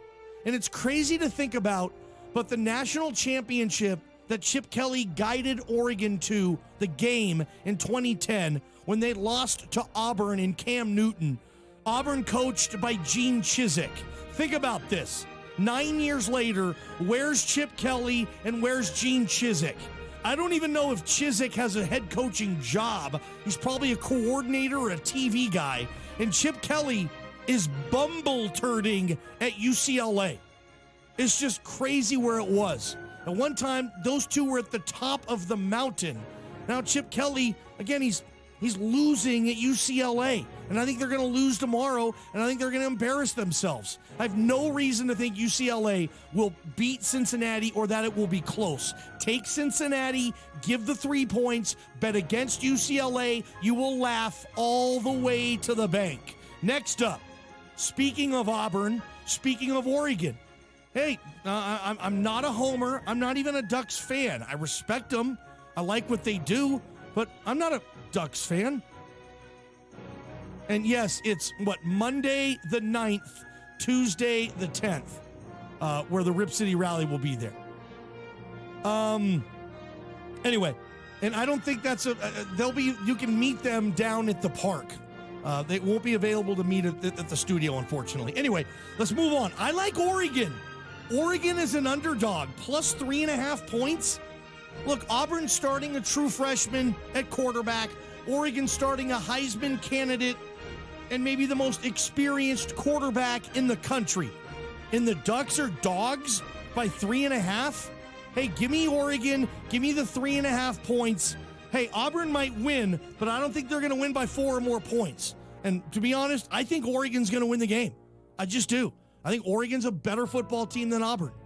And if I'm wrong, it won't be the first time. Certainly won't be the last time. I'd like Oregon plus 3.5. Take the Ducks. Next up, some spreads are just too big. Okay. And this team stinks, but I don't know if they stink that bad. I'm talking about New Mexico State in Pullman against the Washington State Cougars. First off, Mike Leach's teams on the Palouse historically start slow. They are slow out of the gate. This year especially, they got a new quarterback too. The Cougars are favored by 31.5 points. Yes, I will be completely ticked off if New Mexico State goes up to Pullman and beats a ranked Wazoo team. Oh my gosh, Pac-12, please don't let that happen. New Mexico State isn't even in a conference. They're independent. But 31.5, that's too many points early on in the season. The Cougars will win, but I don't have them winning by more than 32. I'm taking New Mexico State, and I'm getting 31.5 points. Basically, if you think about it like this for the point spread. When the game starts, New Mexico State is up 31.5 to nothing. Next up, I'm just not buying it. I'm not buying the Broncos. True freshman quarterback as well. I'm taking Willie Taggart. I'm taking Florida State, who's playing in Jacksonville, just down the road. Boise State's flying, 2,500 miles for this thing? Florida State is favored in this game by 4.5, which means I need the Seminoles to beat Boise State by 5 or more points. I know this is going to irritate my boy Bushy, because he's a big Boise State guy, and Boise State's got a heck of a program. And Boise State, historically, plays really well in these big non-con games. But, historically, Chris Peterson was coaching those teams, for the most part, in these big non-con games. Against Georgia, against Virginia Tech, against Oregon a couple of times. That's Chris Peterson coaching, not Brian Harsin. And I like Harsin. I've covered Harsin. I've interviewed Harsin several times. He's a good dude, man. I like him as a guy. But I don't think he's going to be able to go to Jacksonville in that heat and that humidity and beat Florida State. I'm taking Florida State, and I'm laying the 4.5 points. So Florida State not only has to win, but they have to win by 5 or more, and I think they will. My 5 bets brought to you by Aaron's in LaGrande. Get a TV. Finally, I'm not taking the bait on this team either. These are too many points for me to give. And if I'm wrong, okay, I'll be wrong and I'll lose $10. But I like Fresno State plus 13.5 in the Coliseum against USC. Fresno State won 10 games last year. Fresno State finished the season in the top 25. USC was one big smelly sweat fart last year. Okay, I got no reason to dive into USC and say, hey, it's going to be different this year. Now, it might be. I hope it is for the Pac-12. USC probably wins this game. They better. But I don't think they're going to win it by 2 touchdowns. I think Fresno's going to hang around. I think Fresno loves the opportunity. USC is ripe for the picking. And you can't say that much about USC. And again, they're just a smelly sweat fart right now. They got nothing. I can say that on the air, right? Fresno, plus 13.5. There you have it. Week 1, my 5 bets. Cincinnati, -3 versus UCLA. Oregon, plus 3.5, neutral site versus Auburn. New Mexico State, plus 31.5 on the Palouse against Wazoo. Florida State, -4.5, neutral site Jacksonville versus Boise State. And Fresno, plus 13.5 in the Coliseum against USC. I have 3 underdogs and 2 favorites. I love it. Brought to you by Aaron's in LaGrande. Again, no money down, no credit needed. Get a TV for football season at Aaron's in LaGrande. There you have it. That's my 5 bets, and I love ya. My 5 bets. My 5 bets. La la la la la la la la. My 5 bets. It's time now for your local weather forecast. In LaGrande tonight, partly cloudy with a chance of thunderstorms, low near 59 degrees. For tomorrow, mostly cloudy with stray shower or thunderstorms possible, and a high near 86. In Baker City tonight, partly cloudy skies with a stray shower possible too, low of 57 degrees. And by tomorrow, mostly cloudy with chance of thunderstorm, and a high near 87. This weather forecast is brought to you by LaGrande Hospital.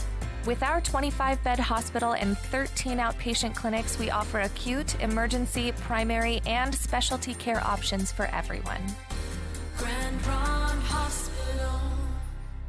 Discover a world of possibilities in one oven with the new KitchenAid Smart Oven Plus. It brings together a collection of oven-powered grill, baking stone, and steamer attachments with connected cooking to tap your full culinary potential. Fuel your creativity with attachments that allow you to grill indoors, steam a dinner for 4, and save time when preheating a baking stone. Come into Appliances and More today to learn how the KitchenAid Smart Oven Plus with powered attachments is more than an oven. Select attachments ship separately. Appliances and More, your choice appliance store. Today might be the day I drop out of school. But you might be able to stop me. With United Way, you could tutor me. be my mentor, or volunteer to just read with me. There are tons of ways people like you can help kids like me stay in school. Make me a success, not a statistic. Take the pledge to volunteer now at unitedway.org. Brought to you by United Way and the Ad Council. It's got that atmosphere and feeling to it. This is Oregon football. And it is intercepted. Foot race. It's over, baby. Saturday, Oregon kicks off the 2019 season at Jerry World against the Auburn Tigers. First down and a lot more. There you go. Nope, you're not going to get him. Kickoff is at 4:30. Unbelievable. It's only on your home for Ducks football. When you hear that roar, it's game time. It's big game time. Boomer Radio, your home for the Oregon Ducks. Learning that someone you know has passed away is never easy, but finding out weeks, months, or even years later isn't pleasant either. That's why SuperTalk Radio is posting obituaries and notices of death at supertalkradio.com. Gray's Weston Company, Pioneer Chapel, and Cole's Tribute Center is proud to bring this service to the public. For those who have passed and have their arrangements with Gray's Weston Company, Pioneer Chapel, and Cole's Tribute Center, visit supertalkradio.com and click on the banner for obituaries and notices of death. It's time now for a Community Calendar Update. Every Monday through Friday, the Community Connection Senior Dining Center in Baker City serves up lunch at 11:30 a.m. There is a suggested donation of $4.50 for persons 16 over and a cost of $6.25 for persons under 60. Stop by Community Connection of Baker County, located at 2810 Cedar Street in Baker City, to take a look at the menu and see what else is offered. The American Legion Post 43 in LaGrande holds bingo Thursday evenings with early bird games starting at 6 p.m. and a second session beginning at 7. The public is welcome to come down to 301 First Street in LaGrande each week to participate. Refreshments will also be served, cash only, please. Every Friday morning from 9 a.m. until noon is the Free Children's Clinic in LaGrande. Appointments are requested. For more information, please call 541-663-3150. This Community Calendar Update is brought to you by LaGrande Gold and Silver, family-owned and managed, and your trusted local experts for fine jewelry and precious metals. Shop LaGrande Gold and Silver's full line of quality jewelry, gifts, and coins.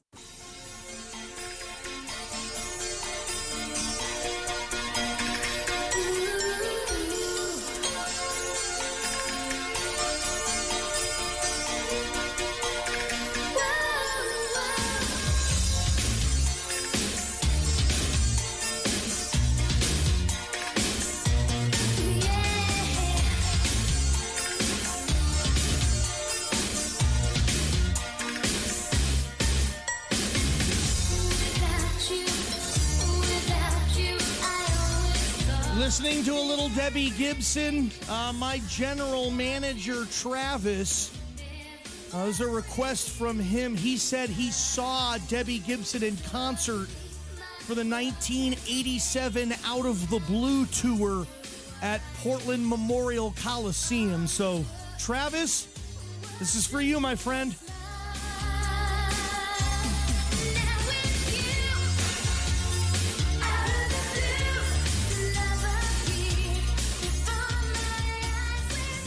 All right, another quick reminder. Travis, I can't play that anymore, but you can tell me about the big concert back in '87 a little later.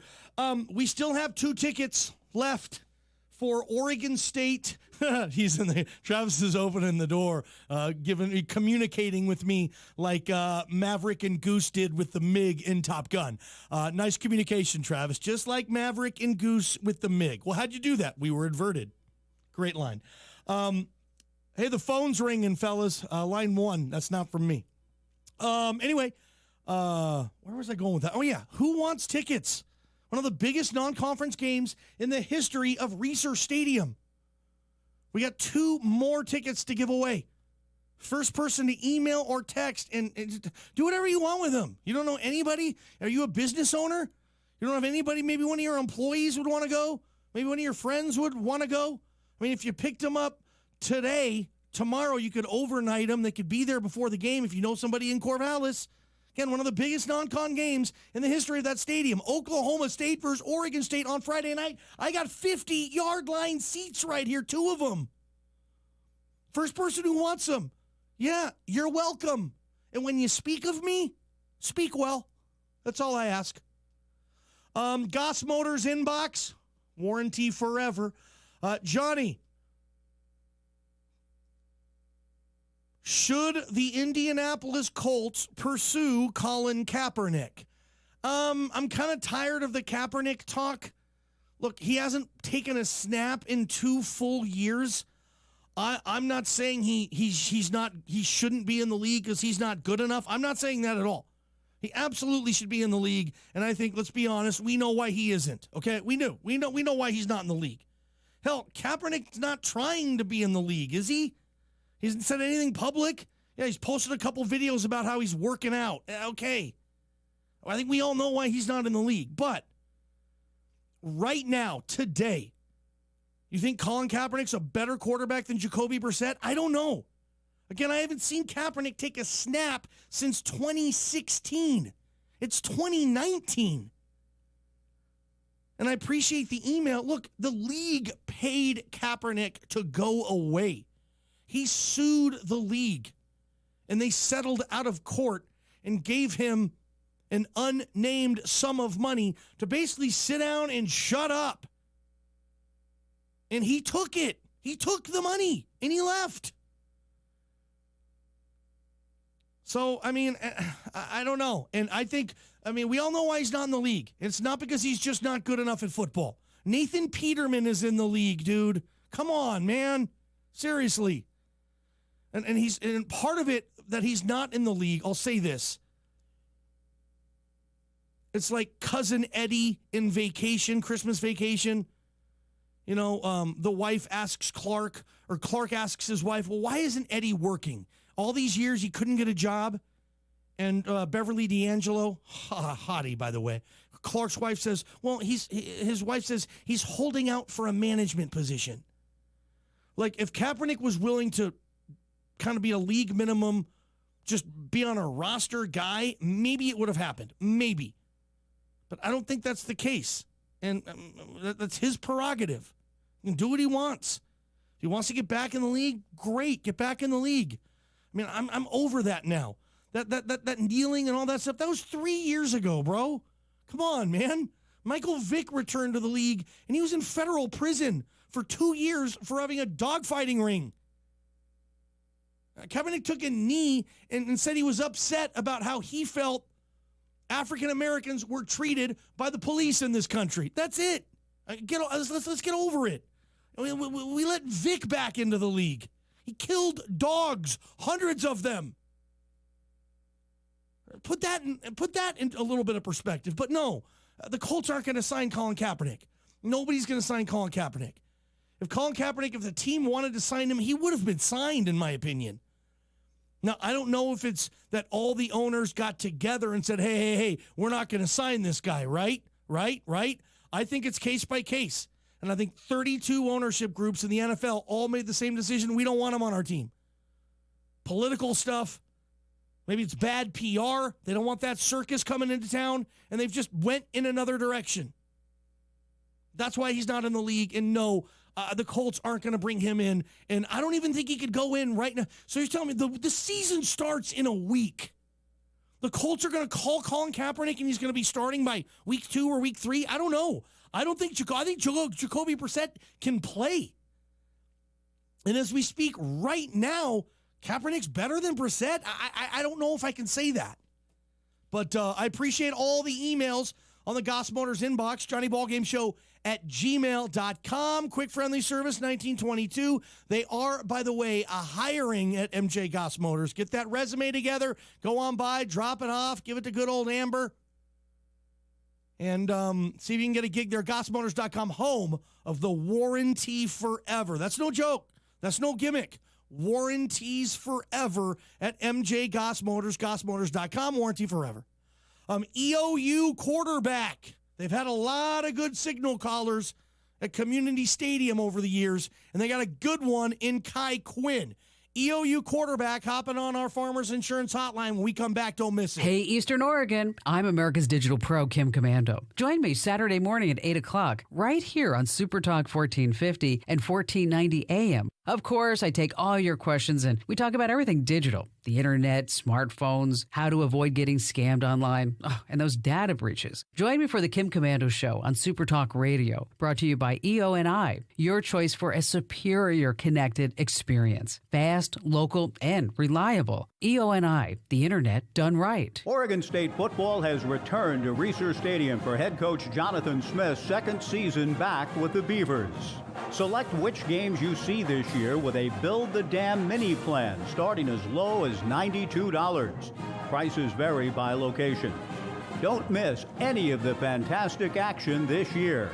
To secure your seats, call a representative at 541-737-2050 or visit beavertickets.com today. Hey, Rib City, the Portland Trail Blazers are celebrating their 50th anniversary with you, LaGrande in Baker City. The 7th annual Rip City Rally will kick off this year September 9th in downtown Baker City and Tuesday, September 10th in downtown LaGrande. Many Trailblazer personalities will participate. TV broadcasters Kevin Calabro, Lamar Hurd, courtside reporter Brooke Olzendam, and Trailblazer alumni, in addition to the mascot Blaze the Trail Cat and Blazer dancers. The visit in both LaGrande and Baker City will conclude with a ceremonial flag raising with city officials, followed by a free community fair from 4 to 6 p.m. featuring activities for all ages. Visit trailblazers.com/rally for more information. 50 years, Rip City. Rip City, baby. Get rid of those old, worn-out tires and get the feel and confidence of new tires. Rockin' Sons has tires. When it's time to change out winter tread or upgrade your all-seasons, family-owned Rockin' Sons delivers fast, friendly tire service and value. Get the best quality tires like Goodyear, the #1 tire brand in North America. Rockin' Sons also carries the quality and value of Goodyear and other reliable brands. Your dollar goes farther at family-owned and managed Rockin' Sons, located on East Adams in LaGrande. More than 7.7 million American teenagers participate in high school sports every year, including about 101,000 here in Oregon.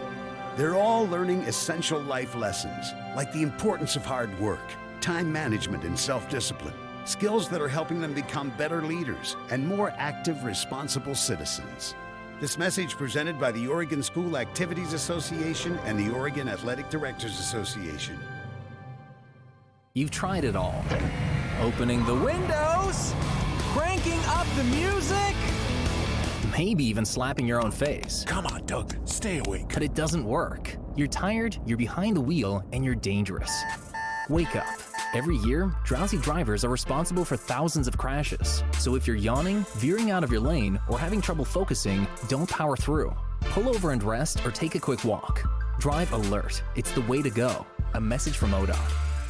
Hi, I'm Ravina. I'm 7 years old and I'm blind. You can help me live the life I want. Help Ravina and other blind people by making a tax-deductible donation of your used car, truck, or almost anything with wheels to the National Federation of the Blind. Just call 855-659-9314 or visit carshelpingtheblind.org. That's carshelpingtheblind.org. And if you know a blind person who needs help, email nfb@nfb.org. Benchwarmers Pub and Grill is all about good food, good brews, and great times with friends. Benchwarmers Pub and Grill has a huge menu of foods, from mouth-watering burgers to outstanding sandwiches and the best selection of fries in town. As the title sponsor of the Johnny Ballgame show, Benchwarmers is committed to its community. It's the best place in town to watch the game with a great selection of HD TVs. Head on down, eat a tasty meal, and have a cold beverage. Benchwarmers Pub and Grill, located on Depot Street, downtown LaGrande.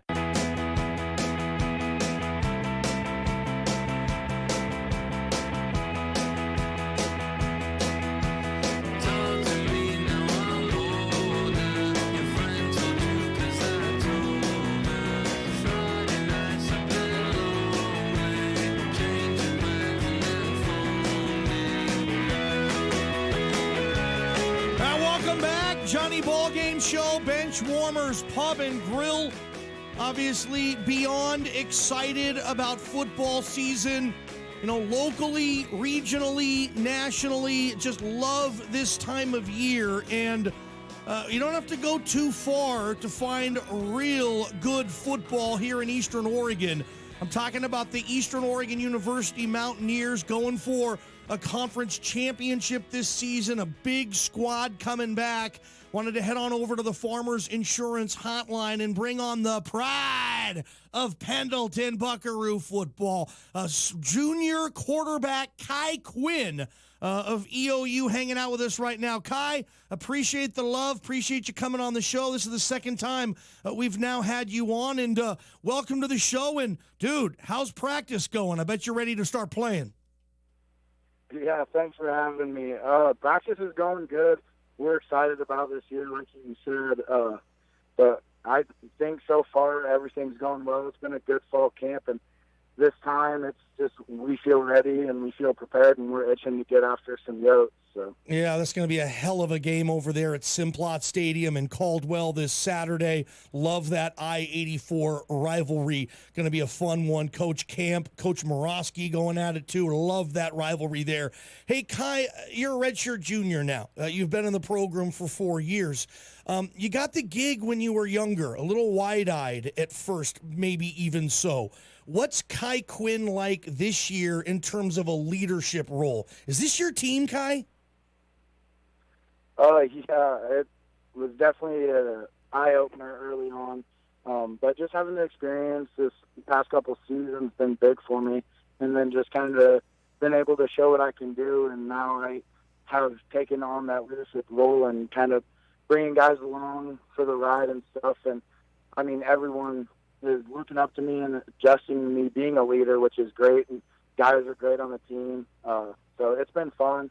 But I got a lot to prove still, so I'm excited for the season. This will be a good one. You like football, Kai? You a film geek? You a gym rat? Tell me about that side of things, bud. You love football?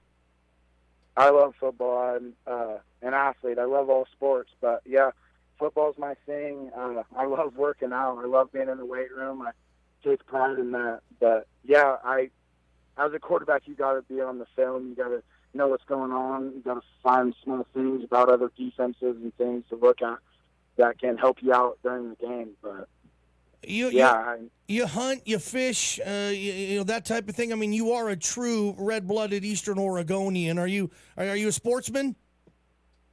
Yes, sir. I do a lot of hunting and fishing.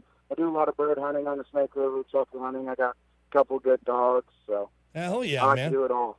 Hey, what type of offense? Any new wrinkles this season? I know, you guys are pitching the ball around a lot, very up-tempo, kind of, keeping up with a lot of what other teams are kind of doing now, the new wave of offense in college football at all levels. Tell me a little bit about the offense this year, what you like about it, Kai. Yeah, we're going to stay with our same stuff. It works. We're going to have the RPOs on the run game and stuff, so we're going to take a lot of opportunities throwing the ball and trying to take advantage of small holes in defenses. But, yeah, like you said, we're going to sling the rock, so it should be fun. It's going to be a good year. Do you have a lot of freedom at the line of scrimmage? I talk to quarterbacks and, the great quarterbacks, and you know this. I mean, they'll have the play on pre-snap. They'll know what coverage they're probably going to get. I mean, they've done their homework, cerebrally. Like, are you one of those guys, Kai? Do you have some freedom there at the line of scrimmage to, shift the offensive line or a hot route, that type of thing? What type of freedom does Coach Camp give you in that regard? Yeah, definitely. Early on in my career, I didn't really have that option, but as I've grown and understand the offense and what to see on defense, I have been able to take over more reins of offense, I'd say. So, yeah, I can switch protections, just do different things, call different RPOs, different just little things within, like, tweaking our offense, but nothing too major. So, yeah. Really excited to be talking to Kai Quinn right now, starting quarterback, EOU Mountaineers. Just a mega-sized game on Saturday in Caldwell against the C of I. Hey, what's Coach Camp like with Willie? His kid's on the team this year as a freshman. Is he all over his kid? I bet he is, huh? No, yeah, it's been awesome to see those two. I think it's a great experience for the both of them. But, Coach Camp treats them just like a player, and he's done a great job adapting to him on the team. Yeah, yeah, I mean, it's been fun, and I think they got something special, which is great. You lost a couple of key pieces. I know you're going to miss Mick Wilson. The whole program will. I mean, I think if you cut a carbon copy or draw a picture of what you want a Mountie to be, I think Mick Wilson would be a pretty good place to start. You obviously lost your top receiver last year, too, 1,200-plus yards. Hell of a season there. Talk about some guys maybe that aren't household EOU Mountaineer names that, from your perspective, Kai Quinn, by the end of this season, we're going to darn well know who these guys are. Who are some up-and-comers, Kai Quinn, that are impressing you? Well, yeah, on the line of scrimmage, losing Mick Wilson, those are some big shoes to fill. But on both tackle positions this year, we got Luke Thomas and Patrick Collins. And both of them work extremely hard, and they're talented, and they're going to do a great job. I have full confidence in both of them. I mean, my whole offensive line, really, I'm 100% comfortable with them. We got P.J. Schubert, we got Austin Downs, and we got A.J. Howe. All great guys and all have a great attitude and work ethic. So it should be fun to watch those big guys work up front. But, yeah, outside we got, I think, a couple of big guys we got coming back there. Phoenix Milholland, he's going to be a great threat at a wide receiver. Sage Wilkerson's going to do great things. Connor Falk, Tanner Zinke. I feel like I could just keep naming a bunch of guys, but I think we got depth at a lot of different positions this year, and I have full confidence in a lot of different guys. Hey, your running back, Quincy, is like my next-door neighbor, so give him a JBG shout-out next time you see my boy. Kai Quinn, EOU quarterback, hanging out with us. Hey, you're not the first great quarterback at EOU. You can look at Chris Ware. I'm sure you've heard stories about him. Great guy, hell of a quarterback. Obviously, your kind of mentor, Zach Bartlow, who's still close to the program. Now, here we are, Kai Quinn. I mean, do you feel like a sense of responsibility for the Chris Wares and the Zach Bartlows to kind of, grab that torch and get back to the playoffs and national rankings and all that good stuff? Like being the EOU quarterback, I mean, it means a little something, doesn't it? Oh, yeah, it means a lot, especially to me. But, yeah, I mean, that's always the goal. You've got to have those goals to get back to the playoffs. We got to make a run for a national championship. That's just one goal that we have as a team and as a quarterback. And, yeah, I think about what Chris Ware did, Zach Bartlow did, but I got to focus on myself and what I can do to help our team. Those are two great quarterbacks, but we also play the game a lot differently, I think. So. Well said. Why are you number 7? Any particular reason? Coach Camp kind of came up to me early spring this last year and just asked what I thought about being number 7, and that's kind of been a big thing at Eastern with Jace Billingsley obviously wearing it, Tucker Stanley, Justin Hughes, some big-name guys wearing number 7. So I just said if he wanted me to wear it, I'd be honored because that'd be awesome to do. It's a heck of a number there. Hey, what's the best highlight you've had in your hunting career? You said you like to hunt birds. You got a couple of hunting dogs. Give me like your trophy hunt. My trophy hunt. Well, it's nothing special really, but yeah, my senior year of high school, I was archery hunting and shot a bull elk with my brother, and that was up there at the top of it, I think. Just sharing that moment. It wasn't anything special, but just sharing that moment with my brother and stuff was pretty cool. Talk about C of I, just a few days away. Gosh, you got to be chomping at the bit. The rivalry, they're picked to win the league. You guys are always on the upper half of the standings in the Frontier, it seems, in Coach Camp's era. I mean, you're not easing into the season, are you, Kai Quinn? You get a big opponent on the ROAD right from the beginning. This is going to be fun, huh? Oh, yeah, it's going to be a dog fight for sure. C of I is a great team, and they have been in the past. I think right now, since they brought their program back, I think our series is split 5-5. So it's a big game, and, yeah, like you said, they're picked to be the conference champions. So, yeah, it's going to be a tough one. It's a challenge accepted for sure by us Mountaineers, but we're excited and we're ready. We just got to be prepared, and I think we're doing a great job at being prepared for this game. Is Pendleton going to beat LaGrande this year, Kai Quinn? Oh, I'd hope so, but I don't know. A former Pendleton Buckaroo, Kai Quinn, EOU quarterback, hanging out with us here on the Johnny Ballgame Show. Yeah, no question. I'm with you on everything you said about C of I. That's going to be so much fun, and that's a short trip, and you got to love that bus ride compared to Havre, Montana, and Billings. What do you do on those marathon bus trips to kind of keep your sanity, man? Those things are long. Oh, yeah. We do a good job traveling. The coaches have it set up pretty nice where we get some breaks and get out and go to the gas station or something. But we travel all night, it seems like, so we're mainly sleeping, doing something on our phone, watching film, trying to get prepared for our game and just try to stay there mentally, really. But gotcha. It'll be nice just going over about 2.5 hours to see live for the first game. Love it. Kai Quinn, I'll leave you with this. Your decision to come to EOU and play quarterback, I'm sure you had some other options with what you wanted to do with your life post-high school. What were some of those other options you considered? Maybe different schools, maybe a different athletic path, different whatever. What was kind of on your list there, Kai, before you decided to be a Mountaineer? Oh, I knew I wanted to play football out of high school. It's been my love since a young age. Really, my only two options were either Western Oregon or Eastern Oregon, and Coach Camp was really the only coach to give me the opportunity to keep playing quarterback. If I was to go to Western Oregon, I was going to go play safety, which I was 100% comfortable with and wanted to.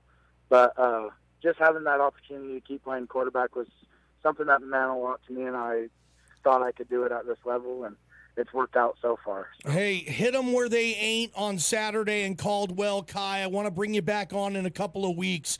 Kai Quinn, everybody, EOU quarterback. Kai, thanks for the love today. Yeah, thanks for having me, Johnny. It's been awesome. Absolutely, dude. Good luck this week. Thank you. Kai Quinn, EOU quarterback, and here is the news. Bank Studio, the talk of Eastern Oregon. Super Talk Radio, KLBM LaGrande, KBKR Baker City. Dorian on the move, wall pardons. I'm Barbara Cusack. The U.S. Virgin Islands and parts of Puerto Rico already feeling the wrath of Hurricane Dorian with heavy rains and power outages. National Hurricane Center Director Ken Graham says Dorian may grow into a dangerous Category 3 storm as it heads toward Florida. This new forecast, why it changed overnight, is you're further out in the ocean where this warm water is and less shear, and that's why the forecast intensity went up. It's just a different path. Earlier in a tweet, President Trump slammed Puerto Rico as being one of the most corrupt places on earth. That drew this response from the minority leader of the Puerto Rico Senate, Eduardo Batia. He has actually unified the people of Puerto Rico against him. Other than that, I think I would rather move forward rather than trade insults with the President of the United States right now. Democratic Senator Chris Coons voiced his concern over news that the president allegedly was willing to pardon members of his team that break laws to help get the southern border wall up by the 2020 election. He's not only diverting money from hurricane relief and from Department of Defense projects, but he is offering to pardon folks in his administration if they break the law by seizing private land and racing through the contracting process in order to get it done. It's hard to know what to say. The Taliban says it's close to an agreement with the U.S. on a deal that could lead to U.S. troop withdrawal, but Joint Chiefs of Staff Chairman Joseph Dunford says he's most concerned about keeping terrorists at bay. I think it's premature. I'm not using the withdrawal word right now. I'm using, we're going to make sure that Afghanistan is not a sanctuary, and we're going to try to have an effort to bring peace and stability to Afghanistan. British Prime Minister Boris Johnson maneuvered to give his political opponents even less time to block a no-deal Brexit before the October withdrawal deadline, winning Queen Elizabeth II's approval to suspend Parliament. I'm Barbara Cusack.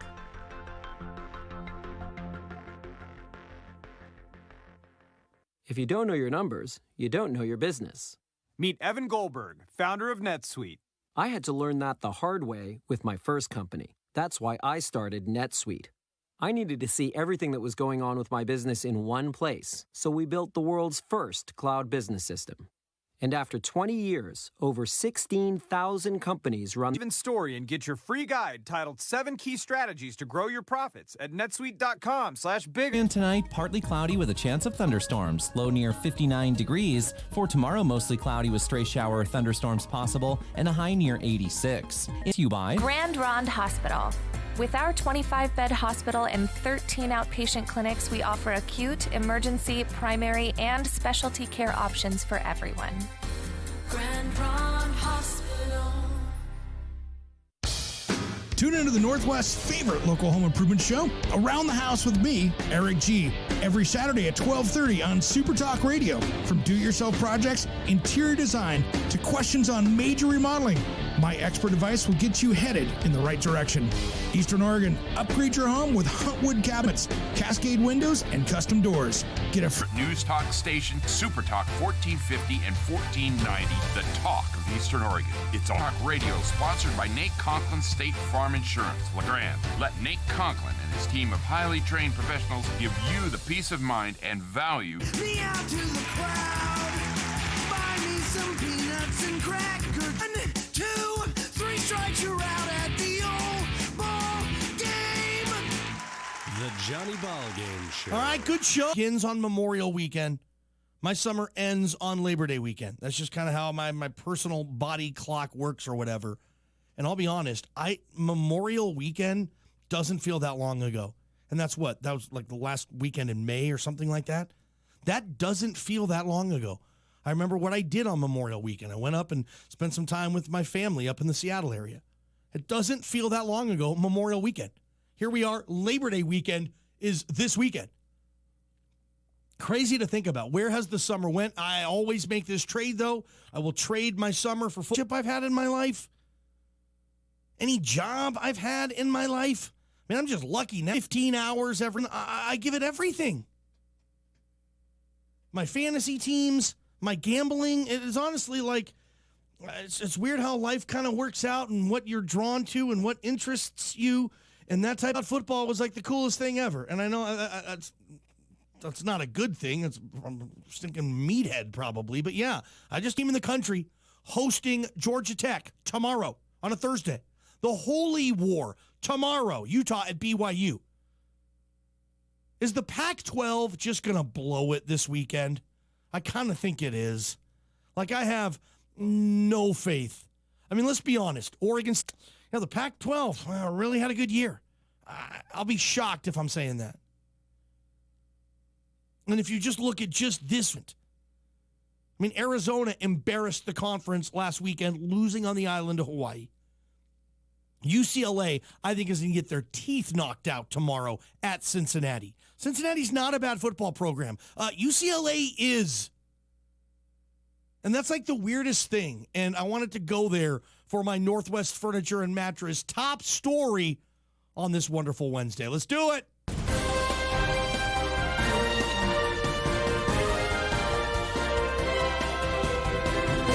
You know, sports are crazy where, top of the mountain one day, absolute bottom, outhouse the next day, the penthouse in the outhouse. Right now, Chip Kelly is in the outhouse. Nobody talks about Chip Kelly being innovative. Nobody talks about Chip Kelly being creative. Nobody talks about Chip Kelly being, like, arrogant in a good way. Nobody talks about Chip Kelly. Like, he doesn't even exist at this school. He's done. Last year, what were they, 3-9, 4-8 in his first year at UCLA? They had one of the worst recruiting classes in UCLA history this year to Chip Kelly. He's not recruiting. And I get it, in Oregon, he didn't recruit all that well either.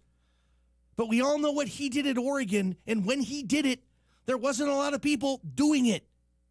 The uniforms, the sex appeal, the bravado. Yeah, we go for it on fourth down here. Duck fans loved it. I mean, Chip Kelly was crazy. He'd go for it like 4th and 4 on his own 32-yard line, and he doesn't even think about punting. And Duck fans loved that. Chip Kelly was the arrogant guy. Like, yeah, I'm gonna push you to the ground, and I'm gonna make fun of you. I'm gonna look over you. I'm gonna taunt you after I've done it. And Duck fans loved it. And it worked. And the offense, holding up the piece of holding up the sign to call the plays. Like, everybody does that stuff now. And at UCLA, Chip Kelly's going to kick off year 2 tomorrow. And I'll be honest, I loved the hire. I did. I get it. Chip Kelly kind of fell on his face in the NFL. They only gave him 1 year in San Francisco, so tough case there. I mean, it's tough to be a one-and-done guy in the NFL. How the heck can you build something if they only give you 1 year? San Francisco was just a mess on the whole post-Jim Harbaugh thing. They totally messed that whole thing up. Looked like idiots doing it, hiring Jim Tom Sula and then Chip Kelly in back-to-back years. It was a dog and pony show there in San Francisco. Messy. In the Philadelphia thing, I mean, I don't blame Chip Kelly as much as I blame the Eagles. Jeffrey Lurie, their owner, gave the entire franchise to Chip Kelly. He let him make all roster moves, personnel moves, draft decisions. That was stupid to do that. No, you need a GM in the NFL. The coach/GM, dude, it never works. Remember when the Seahawks gave everything to Mike Holmgren? Mike Holmgren wasn't a great talent evaluator. That proof was in the pudding. The Seahawks did not draft well in the Mike Holmgren era, certainly when Mike Holmgren was making the picks. They got better when they hired, Tim Ruskell, the GM. Anyway, so I don't blame Chip for the Philadelphia disaster as much as I blame the Eagles. I mean, come on. I mean, you give a baby, you let a baby play with a matchbook. Probably going to get burned at some point. But I liked the hire at UCLA. I thought, okay, Chip Kelly is going to turn that thing around. He's going to come in. He's going to run his stuff. They're going to be exciting. They're going to light up the scoreboard. He's going to be going for it on 4th down. He's going to be going for 2 like every. Oregon was so weird, like watching Chip Kelly, Oregon. You'd look at the score on the bottom line. It's like 16-0 Ducks first quarter. And you're like, what? Then you look at the box score. Yeah, they scored twice and they went for 2. The swinging gate, whatever they would do. And it's just like, that's Chip Kelly. I'm going for 2. I'll play the percentages. I think we can, if we go for 2, I think we can convert on it.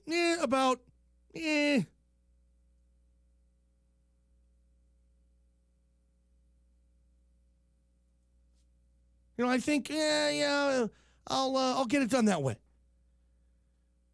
We'll go for 2. We can convert on it, probably about 85%. I'll take those odds. And it's only been 1 year in Westwood at UCLA. And he has an opportunity, does UCLA also, tomorrow in Cincinnati against a good program. Out of the American Athletic Conference, it's a group of 5 team, a non-Power 5 opponent to kind of get this season going. But I'm guessing that UCLA is going to get smoked tomorrow. And the Pac-12 is going to be quickly 0-2 in the non-con. Arizona losing to Hawaii, UCLA losing to Cincinnati. And that's where I think it's going to be. And hopefully Arizona State tomorrow night at home can beat Kent State out of the MAC. And hopefully for the Pac-12, Utah can go on the road. Utah has high expectations this year, don't they? Everybody is picking Utah to win the South again. But they're in Provo tomorrow. It's not easy to win games at Lavelle Edwards Stadium, even when BYU is down like they are now. Now, I don't know if you're going to watch this game tomorrow, Utah at BYU. Let me just tell you this. Now, maybe he went on a Mormon mission, or I'm not sure, and I'll have to look this up tomorrow. But BYU had a true freshman that played quarterback last year who came in for Tanner Mangum like halfway through the year, and he looked terrific. And he looked like the next up on a long list of BYU quarterbacks. Mark Wilson, Gifford Nilsson, Jim McMahon, Steve Young, Ty Detmer. I mean, they have had serious quarterbacks at BYU. And this kid looks like he's next. He's an NFL kid. And again, a lot of times at BYU, you play 1 year, you go on your LDS mission for 2 years, and then you come back in what should be your 4th year, but it's actually your 2nd year. I mean, that's a deal that they have, and that's fine. That's a lot of the reason why BYU was good a long time and still is. I mean, a lot of dudes on the BYU football team are 25, 26. They're married. They have 3 kids. Like, I think I saw a statistic that more players on BYU are married than aren't. That'd be a weird dynamic, right? If you went to school, you're a D1 player, say you're not of LDS faith, but BYU's just a heck of a football program, so you went there to play football and pursue an NFL career or something, and you go there, and, like, you're in the locker room, and all the dudes on the team, like, they're all married. There's, like, kids running around in the locker room in college. Wives are, that'd be an interesting dynamic. But, and it's the same way, Utah State, too. I talked to Andrew Peasley. He came on this show, and he's like, yeah, dude, I got a bunch of teammates that are married with kids. Interesting culture down there. Good for them. But, yeah, Utah, that's not going to be an easy game for them tomorrow at BYU. It's not going to be easy. Friday night, Colorado, don't blow the Rocky Mountain Showdown versus Colorado State from Denver. I mean, Oregon State, nobody's expecting them to win. I mean, the Pac-12, just looking at it, the landscape of week 1, I don't think it's going to end well. I'm sorry, I don't. I think USC has its hands full with Fresno. Oregon is an underdog against Auburn. Stanford hosting Northwestern. That game can go either way. Washington should be able to beat Eastern Washington, the Fighting Cooper Cups. But yeah, this isn't going to be, for me, I don't think this is going to be a great opening weekend for Pac-12 football. And it'll start tomorrow with Chip Kelly, your Northwest Furniture and Mattress top story. It's crazy kind of how it's fallen. That the worst career move, I mean, I don't know if he'll admit it, that Chip Kelly made was leaving Oregon for the NFL. Ego. Wanting to see if it would work in the NFL. I remember, I don't know if you guys do, I'm sure a lot of you do, Chip Kelly's opening game, opening night, his first game coaching in the NFL. It was a Monday night game. It was the Philadelphia Eagles against the Washington Redskins, and it was RG3 back when he was kind of still RG3. He came back from the injury. Remember, RG3 came back way too early. He started week 1 when he tore his ACL in January. That's never a good sign. Anyway, and they looked terrific on offense. The Eagles did. Michael Vick was running Chip Kelly's system. Shady McCoy was running around. Jeremy Maclin, Deshaun Jackson. I mean, that Eagles team, they won 10 games that year. Chip Kelly's first year, they went 10-6. Anyway, but I remember, like, that opening Monday night game. John Gruden's on the call, I think it was, and he's just like, wow, Chip Kelly, are you kidding me? And everybody thought, uh-oh, Chip Kelly's coming to the NFL. He's bringing his bravado. He's bringing his attitude. I'll go for it on 4th down. I don't give a rip attitude, and it's going to work. And here we are. He's bumble-turding at UCLA. 5 years later, he's a bumble turd at UCLA. And I hope he's not. I like Chip Kelly. I really do. I've never interviewed him. I've never been in the same room as him, I don't think. I thought he was great for Oregon when he was there. It was fun. It was new. It was sexy. I want it to work. I mean, UCLA, I always talk about it. They're one of those programs that I don't know why they aren't good. They have these big teeth and these big fangs and all this stuff, and there's a little bunny rabbit sitting there. And they can't figure out how to kill the bunny rabbit with those big teeth and those fangs and those claws. They can't find a way to kill the bunny. That's UCLA football for me. They should be a ranked team every year with those resources. It's an unbelievable state school, an unbelievable education. I've been to UCLA. It's in Beverly Hills, dude. Westwood is right next to Beverly Hills. It's gorgeous there. The women, haga. I mean, it's just, there's no reason you wouldn't want to go ball at UCLA. Now, I know it's a little further away, your stadium, but it's the Rose Bowl. Dude, you get to play in the Rose Bowl for every home game.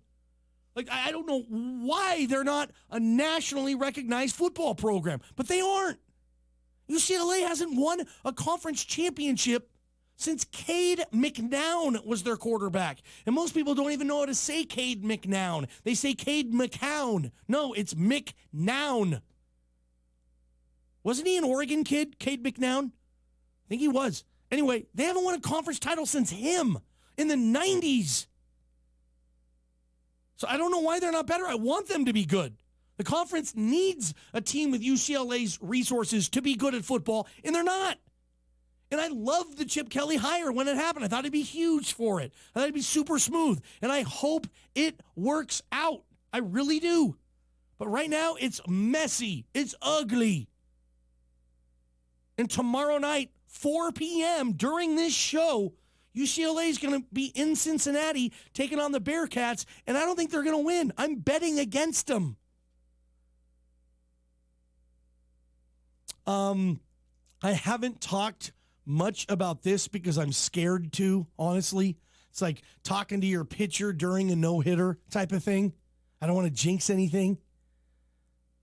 But I got a text from my boy Bushy, big Boise State fan, Bushy boy. Northwest Furniture and Mattress text line. Bushy says, Johnny, tomorrow morning, the governor of Florida is supposed to announce if the Boise State-Florida State game is canceled or not. I mean, bigger things going on, obviously, in Florida. It is hurricane season, and again, football season pales in comparison to what's actually going on. I mean, families, people are going to lose their life probably.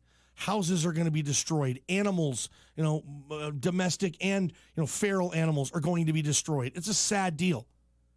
But I will just say this on a football side of things, which is a way lesser perspective, but you know what? They should stop playing football games in Florida opening week of the season. Every year, they have 2 or 3 impacted games in the state of Florida during hurricane season. Play a non-con game on the road. Go somewhere.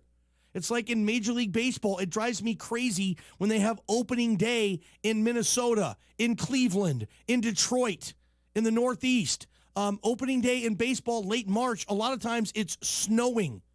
Remember a few years ago, the Mariners opened their season in Cleveland for a 3-game series, and all 3 games were snowed out? It put them in such a hole for the rest of the year. They had to fly to Cleveland on their days off 3 different times to play 1 game. It was awful. But a lot of times I look at why are they playing these games in Florida this time of year? It's hurricane season. This happens every year now. And yeah, I don't want, again, it's kind of like talking to your pitcher during a no-hitter. I don't want to really jinx this, but what a mega bummer that would be if Boise State and Florida State have to cancel that game, because they wouldn't probably make it up. They wouldn't. Unless they have a similar bye week down the road, and they probably don't. I mean, I don't know if they would play it at the end of the year. They probably wouldn't. It's a non-con game. They'd probably just scrap it. They're playing next year anyway, and that game is in Boise. So that would be a mega bummer. But again, tomorrow, the governor of Florida will announce if the Boise State versus Florida State game is canceled or not. Interesting deal. I got Bondage hanging out with us. Ronald W. Bond is going to be hanging out in the Banner Bank studio, talking local sports, brought to you by Napa Auto Parts. That'll be a fun one with Bondy Boy. Yeah, let's do it. Hey, hear this real quick, though. Johnny Ballgame here, talking about my team at All Air HVAC. I love those guys. Look, it gets hot in my studio during the summer. We've tried all types of AC units, from ones that hang out of the window to your basic house fan. Shocker, they didn't get the job done. Then I got my boss to call All Air HVAC, and they installed an entire unit. Now we're cool in the summer and toasty in the winter. And the team at All Air HVAC were total pros also. Heating and cooling systems for residential and commercial. All Air HVAC. Take my word for it. Bud Jackson Sportsman's Bar and Grill in LaGrande is the perfect destination for a great meal and a quality beverage. And don't forget about the family dining area, where your kids will fall in love with Eastern Oregon's tastiest burgers. For all you sportsmen, Bud Jackson's always has the big game on. And there are pool tables and games for you and your friends to have some fun. Grab some lunch or dinner. You'll love the menu. It's Bud Jackson's on Adams Avenue in LaGrande. Be there and tell them Lars sent you. Summer is hot, and so are the deals at Legacy Ford. Like 0% financing and up to 20% off MSRP on select models. Now don't forget Legacy offers the best service deal in town with $20 gas and $60 diesel oil changes. Plus, free check engine light diagnosis. Find out why Legacy Ford is a 7-time President's Exceptional Service Award winner with Hot Summer Savings event right now. Visit LegacyFord.net to schedule your appointment online or call 963-2161 today. My name is Manny Morales. I'm 45 and I coach youth football. It's still hard to believe because the high school me was a work in progress, but big brothers, big sisters give me a real role model, and the young me needed a role model bad. My big brother's name is Ray, and Ray is the reason that this 7-year-old grows up to be a role model himself. Whether you donate money or time, you're helping Big Brothers Big Sisters help a child. Start something today at bigbrothersbigsisters.org. Brought to you by Big Brothers Big Sisters and the Ad Council.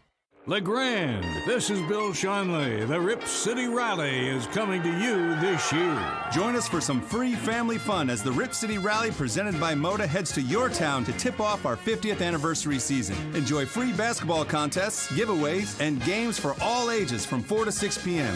Swing by 4th and Adams Avenue Tuesday, September 10th and help tip off the Trailblazers 50th anniversary season. Visit trailblazers.com/Rip City Rally for details.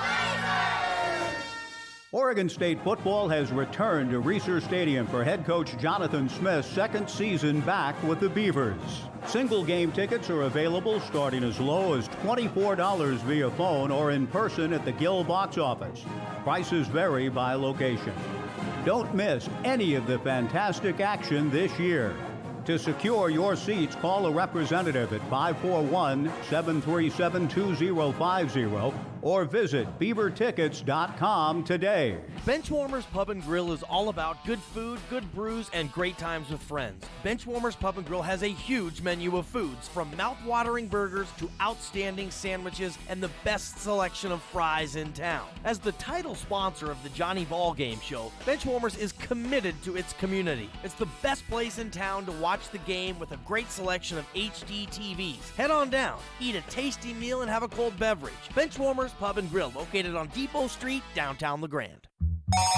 Sweet Lord, it's Eileen. Hello? Howard, the sun's out. Let's go for a picnic. Swing by Island City Market and Deli. Get some fixings that are priced right and ready quick. While you're at it, tide me over with a donut and coffee, please. Get some Band-Aids for Billy's skin knees. Now don't forget a can of soup for Aunt Pat and a bag of food for Sarah's crazy cat. Oh, Howard, you might be homely, but darn, you're sure handy. Open early in the morning and closing late. It's on at Island City Market and Deli. Baseball, the man and Bobby fella, the Scooter, the Barber, and the Nuke. They knew them all from Boston to Dubuque, especially Willie, Mickey, and the Duke. You know, I watched last night, me and my boy Dodsy Cakes. We watched the documentary. It's on MLB Network. If you haven't seen it, I highly recommend. It's on the 1995 Refuse to Lose Mariners. That was the team that saved baseball in Seattle. You know, it was the first time the Mariners ever reached the playoffs. They won the one-game playoff. Randy was on the bump. They went on to, you know, of course, the Yankee series. And Edgar's double, Griffey scoring from first, and probably one of the top 5 sports moments in my life for my teams. Yeah, I remember where I was, remember what I was doing, you know, what was going on when the Mariners won that game. It was just beautiful, just a beautiful play. And we watched that documentary last night, the team that saved baseball in Seattle, and I didn't realize, you know, how close the Mariners were to moving. And I know I joke and I kid about the Mariners, and I could say, you know what, it was probably, it probably would have been better if they just would have moved. I mean, saved myself a lot of heartache. I mean, I think about this like, I heard somebody say this on Ken Burns' baseball documentary, and I talked about this yesterday with my boy Jay Tust over there at KTVB Channel 7 in Boise. All the time that I have given to the Mariners, whether I'm watching a game, whether I'm thinking about them, whether I'm talking about them with a friend, all the time, if you add it up, just giving to the Mariners, if I would have taken that time I gave to the Mariners and like applied it to something much more meaningful and relevant, I'd probably be better off if I would have done that in that regard. But yeah, here I am, just a lonely Mariner fan. And Ronald Bond just walks into the Banner Bank studio. He thinks he stinking owns the place.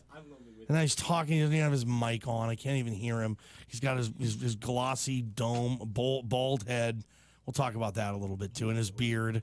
He's got Bondi Boy, LaGrande Observer Sports Editor. He's coming up for our Napa Auto Parts local sports report. But yeah, I was kind of wondering about that. Like, if I would have chosen something else to give my time to as opposed to the Mariners, I might be a millionaire right now. I don't know. If I would have taken that, probably not. But anyway, did the Mariners win today? No, they lost 7-3 to the Yankees. Good. I actually don't want them to win another game. I want the best pick they can get so they can mess that up too. I mean, it's funny, like Mariner fans, like, yeah, let's go. We want good picks. Do we really? Why? Anyway, I'm frustrated. Let's talk some local sports. I got EOU. I got football surrounding communities, high school level. I got Ronald W. Bond hanging out in the studio. Ronald Walter Bond. We come back from the LaGrande Observer. Don't miss this. It's time now for your local weather forecast. In LaGrande tonight, partly cloudy with a chance of thunderstorms. Low near 59 degrees. For tomorrow, mostly cloudy with stray shower or thunderstorms possible and a high near 86. In Baker City tonight, partly cloudy skies with a stray shower possible too. Low of 57 degrees. And by tomorrow, mostly cloudy with chance of thunderstorm and a high near 87. This weather forecast is brought to you by LaGrande Gold and Silver. Family owned and managed for over 35 years. Your trusted local experts for fine jewelry and precious metals. Shop LaGrande Gold and Silver's full line of quality jewelry, gifts, and coins. And find the perfect gift that will be cherished for a lifetime. Un lugar para divertirse y minar deportes de verdad es Benchwarmers Pub and Grill en LaGrande, Oregón.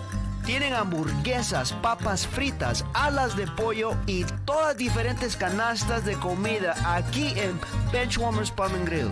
Los deportes que tienen en todas las pantallas es lo mejor que he visto aquí en toda la ciudad de LaGrande en Benchwarmers Pub and Grill. Benchwarmers Pub and Grill en LaGrande, Oregón.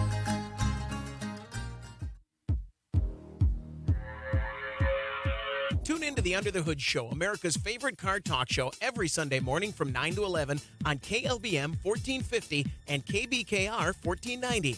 The Under the Hood Show is sponsored by Shaw's Auto Body in LaGrande. Get your vehicle back to its original condition at Shaw's Auto Body in LaGrande. The Under the Hood Show every Sunday morning from 9 to 11 on Super Talk Radio, the talk of Eastern Oregon. KLBM 1450 and KBKR 1490. During these tough economic times, it's easy to lose sight of the importance of saving for the future. The National Foundation for Credit Counseling wants you to know there are simple steps to set aside dollars each month.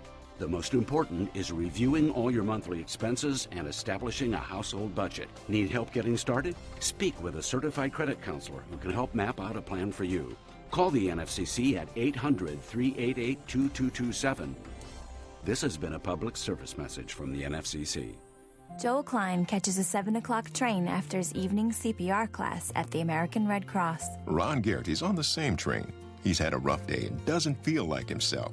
Until he feels the sudden tightness in his chest, Ron never thought he'd actually have a heart attack. Until Joel is administering CPR, he never thought he'd actually save a life. When you train with the Red Cross, you change a life. Starting with your own. Call 1-800-RED-CROSS or visit redcross.org to learn about life-changing opportunities in your area.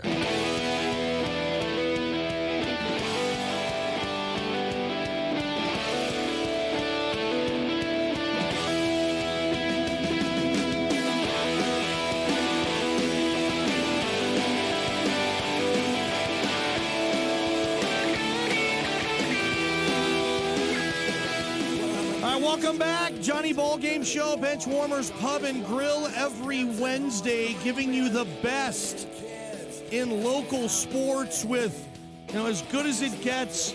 The Observer, their coverage, Baker City Herald, its coverage.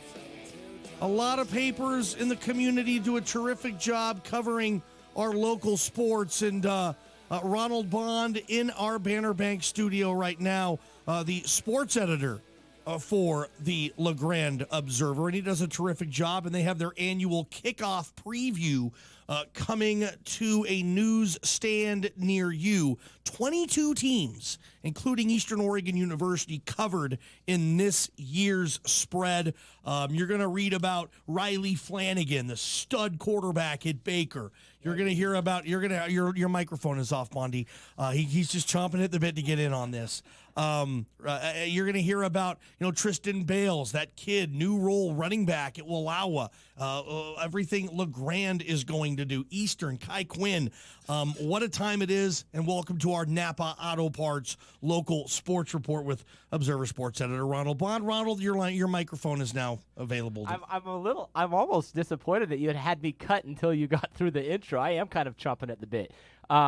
Riley Flanagan, wide receiver at Baker. Gotcha. Yeah, he's a wide. I said what I say. Quarterback. Oh, my bad. Yeah, okay. No worries. Quarterbacks are special people. Flanagan's going to have a huge year at That's Baker. what you guys are going to get to dig into. Next Wednesday is when that comes out. We just sent it to the presses yesterday. They're plating it down in Bend where it's printing as we speak. Okay. It'll print tomorrow morning. We'll get our hands on it over the weekend, and we'll be distributing it in Wednesday's papers. And it comes out in the Hermiston Herald, in the East Oregonian, in the Wallowa County Chieftain, in the Baker City Herald, and, of course, here in the LaGrande Observer. It's in 5 newspapers this year. We had 5 sports staffs who helped put it together, and I'm pretty pleased with it. I think it looks pretty good. I've just seen kind of an edited copy. I still have mine from last year, and I mean, you guys hit this out of the park, Ronald. This is terrific. I already got a text from one coach today saying he's got a player chomping at the bit to see it. So okay, love it, man. And I know there's others out there that I'm sure are 5 covers too. Yep. That's just further expansion. I mean, we're covering more teams with it this year, with of course EO Media Group purchasing us and them being already owned by them being the owners of the Herald and of the East Oregonian, the Chieftain. So those papers are on board with it. And so with more I can't even think right now, more teams, the opportunity for more covers, and I think this is just the beginning. I think this is going to be a preview of hopefully what's able to come with this preview magazine in years to come. I think it's only going to get bigger and better. Did you cover my Burnt River Bulls? You're just going to have to open that thing to find out. Page 26. They are mentioned on there. They have I believe they have one player who one U.S. player who joined. They're in a co-op this year with Prairie City, but they have another handful of foreign exchange students. Yeah, they play exchange students. They did last year. Every year, pretty much. They only got through 4 games last year because they only had 6 players to start. It's crazy, man. 6-man football. It's there's 3 6-man teams in there. Along with Burnt River would be Joseph and Echo. Yes, that's the other thing you're going to want. This thing not only has the teams around here. Pendleton is in this. Yep. Hermiston is in this. Stanfield is in this. Weston, McEwen is in this. So there are a lot of teams over from Umatilla County that are part of this as well. Let's start with the GOL. And we talked about this off the air last week. I think this is a major bummer. But McLaughlin, Mac High, is no longer a football participant in the GOL beginning this year. They've decided to play 4A independent, similar to what Elgin was doing. There's no playoff possibility there. They'll be able to play some smaller teams. So I guess at the end of the day, maybe for the Mac High faithful, they'll be able to win some games, which has been a challenge in the past years. But that turns the GOL for football into Ontario, Baker City, and LaGrande. It's a 3-team conference. 2 of the 3 teams make the playoffs. It's just, I hate it. It's Mickey Mouse. A 3-team conference is a total joke. It never should have been a 4-team conference to begin with, in my opinion. So, yeah, and you had some thoughts on this because there was an option for an 8-team conference. Teams like Nissa, teams like Burns, and I wish they would have went in that direction because it's Stinky Sullivan, it's Cheesy McGillicuddy, LaGrande and Baker City. They're in a 3-team league. 2 of the 3 teams make the playoffs. It's just like, and Mac High was nothing special anyway, but I just want to do this. I think it's a bummer, man. Is it Cheesy Chester instead of Cheesy McGilla, whatever it was? Cheesy McGillicuddy. It should be Cheesy and it's Chester. not LaGrande's fault. I'm not saying LaGrande and Baker City screw you guys at all. I love those programs. It's just a 3-team conference. And What the heck is this, man? And in case anybody listening was wondering what Johnny was talking about with the option for the GOL to be bigger. Explain it. What it could have been, Bondage. So a couple years ago, OSAA, when it was looking at redistricting, I believe ahead of the 2017. It was either ahead of the 2017 or 2018 football season. I don't remember. I believe it was 17. They were looking at keeping it at basically a 6 classification state. So you would have had 1A through 6A like you have now. That was one option on the table. There were several other options on the table, and actually this was ahead of the start of last season, so ahead of 18. One of the options was a 5 classification move that would have put LaGrande down in 3A, but it would have put them in an 8-team league with the likes of Ontario and Baker like they have right now. Burns, I believe, as you said, was part of it. Vale, I know, was part of it. I believe Nissa was part of it. I don't remember the others off the top of my head, but when I saw that, I personally felt that was the best option because you would have not only made the GOL a good league, you had several other leagues across the state. Because if you look at the standings right now, the GOL isn't the only team that's only conference that's struggling for teams. They're the only ones with 3, but you have several in the current setup that have 4. A couple that have 4. I think there's a couple others in there that have 5. If you go OSAA.org has what the all the leagues are headed into this fall, and I personally felt like it was a major missed opportunity, and I think it was one that was being heavily considered, and then there ended up being as I understand it, there was a conference of athletic directors that a large majority of them voted against this, and that's kind of what shot it down, and they chose to stay with the status quo rather than maybe breathe some new life into Oregon football. Napa Auto Parts, local sports report with Observer sports editor Ronald Bond talking about the upcoming high school football scene in the community. We'll get to some EOU stuff a little bit later. We have Bondy Boy for the entire remainder of this show.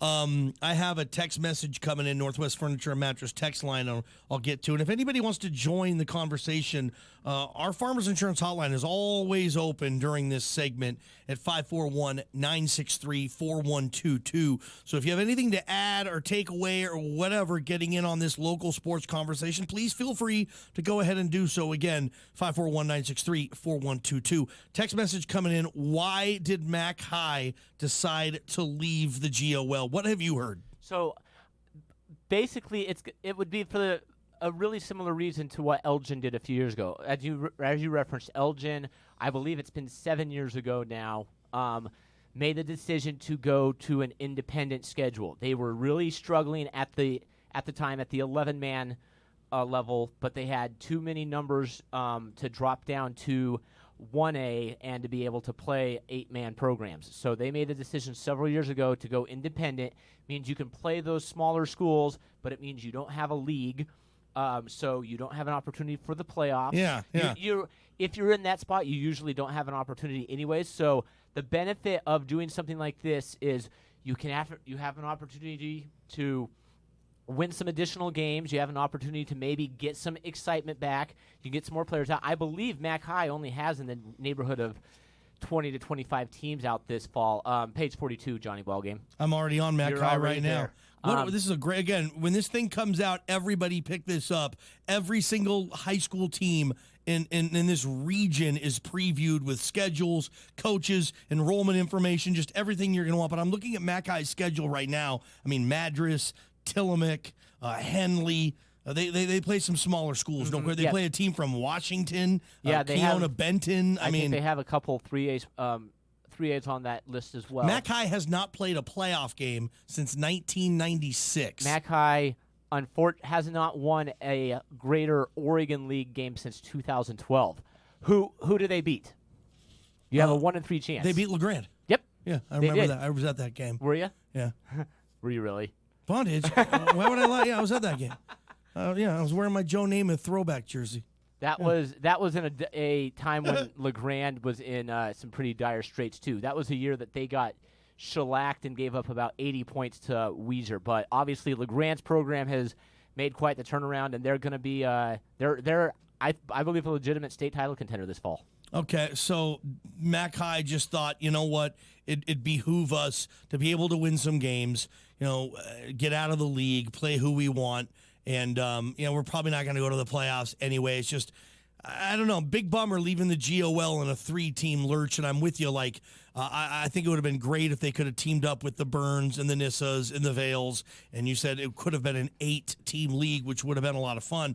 I remember the old IMC days, and I know the travel was tough and rigorous, and I've heard a lot of stories from people saying, having to go play Bend, having to go play Cook County. Those were long trips, but Pendleton isn't bad. Hermiston isn't bad.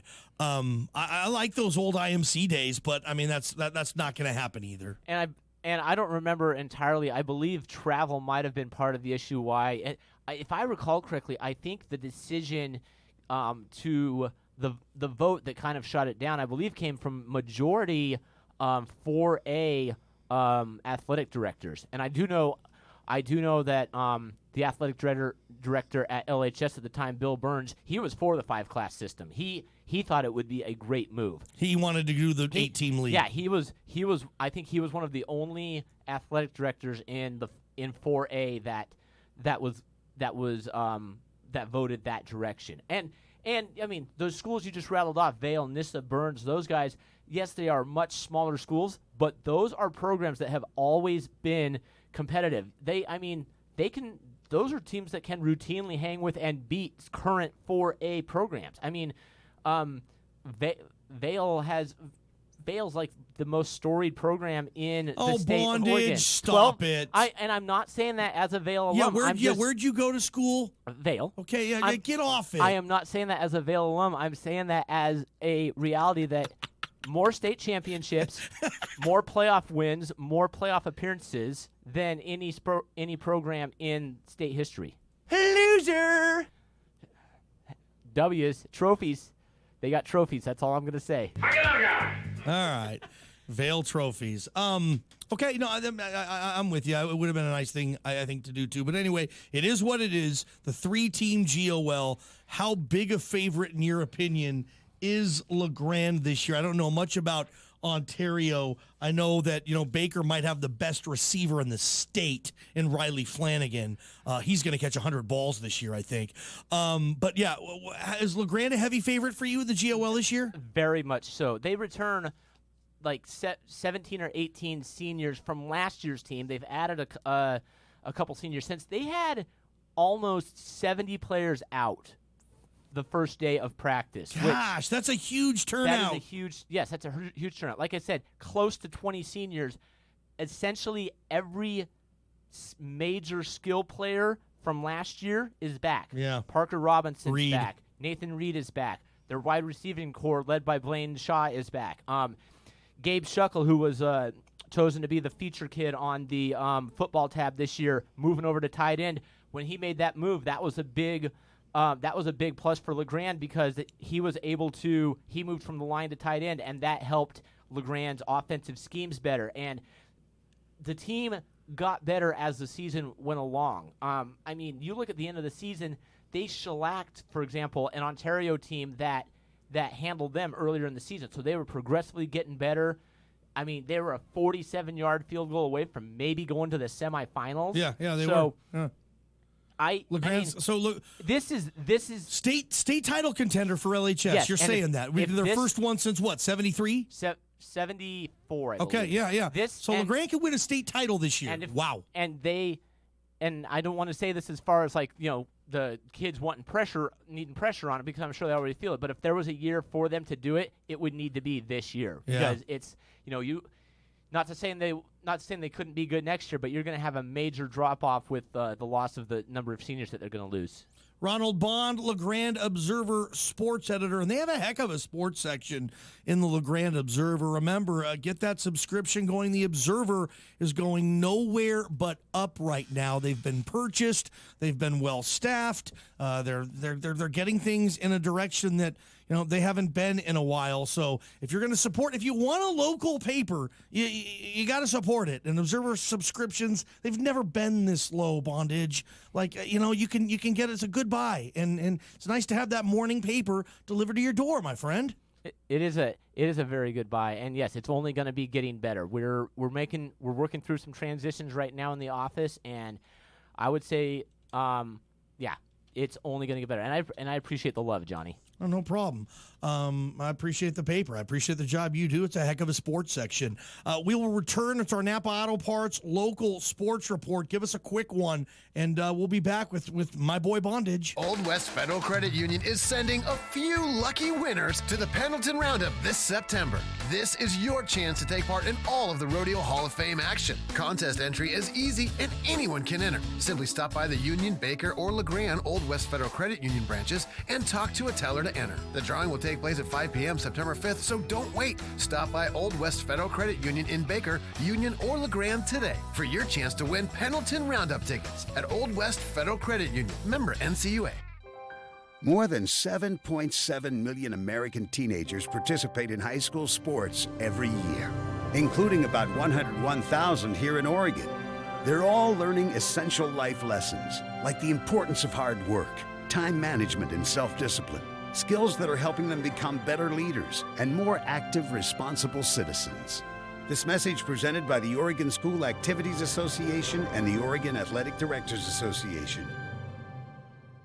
LaGrande, this is Bill Shanley. The Rip City Rally is coming to you this year. Join us for some free family fun as the Rip City Rally presented by Moda heads to your town to tip off our 50th anniversary season. Enjoy free basketball contests, giveaways, and games for all ages from 4 to 6 p.m. Swing by 4th and Adams Avenue Tuesday, September 10th and help tip off the Trailblazers 50th anniversary season. Visit trailblazers.com/Rip City Rally for details. It's time now for a community calendar update. The Baker City Farmers Market is open every Wednesday afternoon from 3 to 6:30 p.m. at the Court Avenue Plaza in downtown Baker City. Stop by each week for local produce, vegetables, live music, and more. Visit BakerCityFarmersMarket.com to follow along with what's being added each week. The Elgin Lions Club holds bingo each Wednesday evening at the Elgin Community Center. Doors open just before 6 p.m. and play starts at 6:30. Concessions will also be available. The Meals on Wheels program in Union County is in need of volunteers to deliver meals to seniors at their homes. The time investment is only about 2 hours per week. If you're interested in helping out, stop by the Community Connection of Union County office at 1504 North Albany Street in LaGrande or call 541-963-7532. This community calendar update is brought to you by Claudson Sew and Soak. Hot tub sales and service for over 30 years. Great tubs, great deals, and ultimate relaxation.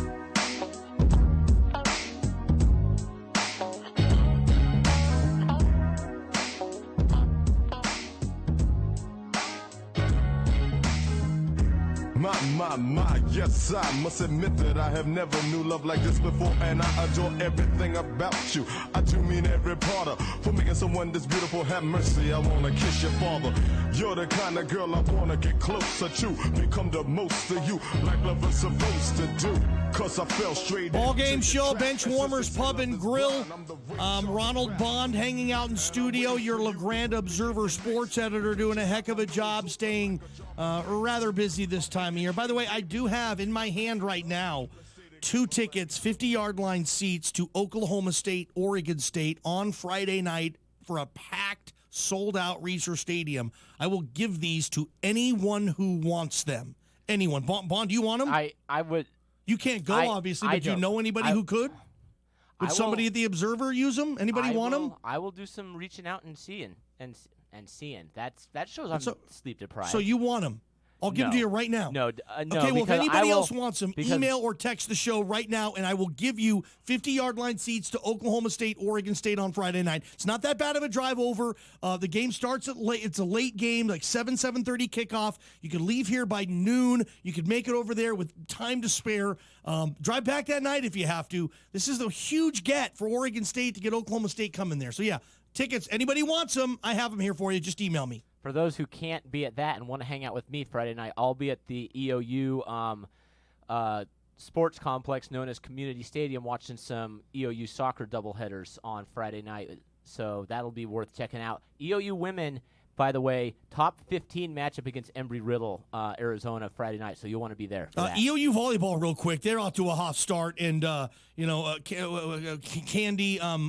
Khaki Moorhead has that thing going again. Yeah, and this was a year that they expected to after, living above their expectations last year, having most everybody back. They're off to a 7-0 start. They just finished over the weekend 3 matches, all against top 25 opponents, including an upset of number 3 Grandview, Iowa. Had a crazy comeback to beat number 12 or 14. I think number 14 Hastings. Number 12. I don't remember. They're 7-0, and I think they're showing themselves as a real contender this fall. Text messages coming in Northwest Furniture and Mattress. Ronald Bond, I was a freshman at Imbler and lined up across from Larry Ramirez. He was a monster. He played D1 tight end for the Oregon State Beavers from Vail, Oregon. Yep. Yeah, Larry Did he was shove you in lockers and stuff no, and kick he did your not. ass? So Larry was actually a teacher for a couple of years when I was in Vail, when I was going to school there, and then transferred over to LaGrande, or not to LaGrande, to Nissa, and was a football and basketball coach for them during my senior year. He was part of the Nissa football staff that when they beat Vail for their first state title back in 2005. So I know Larry. What about the area schools, the surrounding communities? We got a couple minutes here. Give me a quick little summary on them. I guess we'll save EOU for next week or whatever, EOU football. Yeah, next week will be a perfect time for them because we'll have a real good gauge with them because they'll have had their matchup with C of I this weekend. What stands out, top storylines with the area schools? There are a lot of teams that are going to be to some variation or another of either rebuilding mode or retooling mode, reloading, whichever you want to call it. There's some young teams. Imbler has a very young team. Cove has a very young team, but obviously still some talent out there. Elgin, I think, is going to be a team to watch at the 1A level. They have I believe, 8 seniors back. They've added 2 additional seniors. They got some playoff taste last year. If there was a model for seeing the independent route pay off, Elgin would be a team that really shows that. I think they'll be in the mix for a district title, and I think could be primed to make a run in the playoffs. Wallowa is always good. They're going to be. I think they're going to be down a little bit this year trying to replace Gus Ramsden and Austin Brokamp, which is their 1-2 punch last year, but I wouldn't count them out. And then Joseph last year was the 6-man champions, so I think they'll be back strong. And Pendleton LaGrande week 1. That's going to be a fun game. LaGrande's beat Pendleton once in the last 30 years, I think, and this could be very interesting. It'll be a top 10 matchup. LaGrande was number 5 in the 4A coaches poll. Pendleton number 8 in the 5A coaches poll. So is that here or there? That is here. Next Friday night, 7:00, Community Stadium. That's going to be mega. That's huge, Bondage. That's going to be very big. That is going to be a fun one. We love having him on the show every Wednesday, and Bond's busy. He almost couldn't make this segment happen today, but I'm really glad you did and you could, and you do a hell of a job. Nice job, Bondi. Appreciate it. I'm really excited to see this thing in print next week, so make sure everybody gets a copy of it. Ballgame show, bench warmers, pub and grill. That's all I got. Talk to a banker today at Banner Bank because they're bringing you the talk of Eastern Oregon. KLBM LaGrande, KBKR Baker City. Dorian's danger, VA suspicious deaths. I'm Barbara Cusack. A Category 1 Dorian is expected to grow into a dangerous Category 3 hurricane as it swirls towards Florida by the Labor Day weekend. It's already hit parts of the Virgin Islands and Puerto Rico with strong winds and heavy rains. NOAA Hurricane Hunters Flight Director Richard Henning is tracking Dorian. It's still battling that dry air. That's an enemy to hurricane development. But unfortunately, all the forecast models indicate that it's moving into a more moist environment. So it's going to be easier for the storm to intensify over the next couple of days. Senate Democrat Kirsten Gillibrand decided to end her 2020 presidential bid. She failed to meet thresholds for required numbers of donors and polling to qualify for the September debate in Houston. The Veterans Affairs Department is investigating a string of suspicious patient deaths at VA Hospital in West Virginia.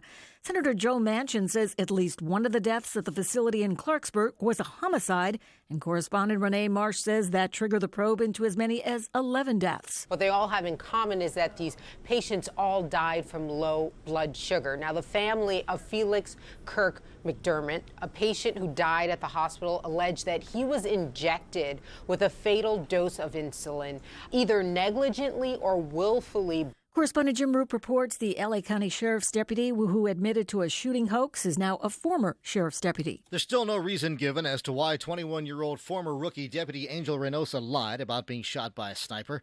But Sheriff Alex Villanueva says it doesn't really matter at this point. He made a life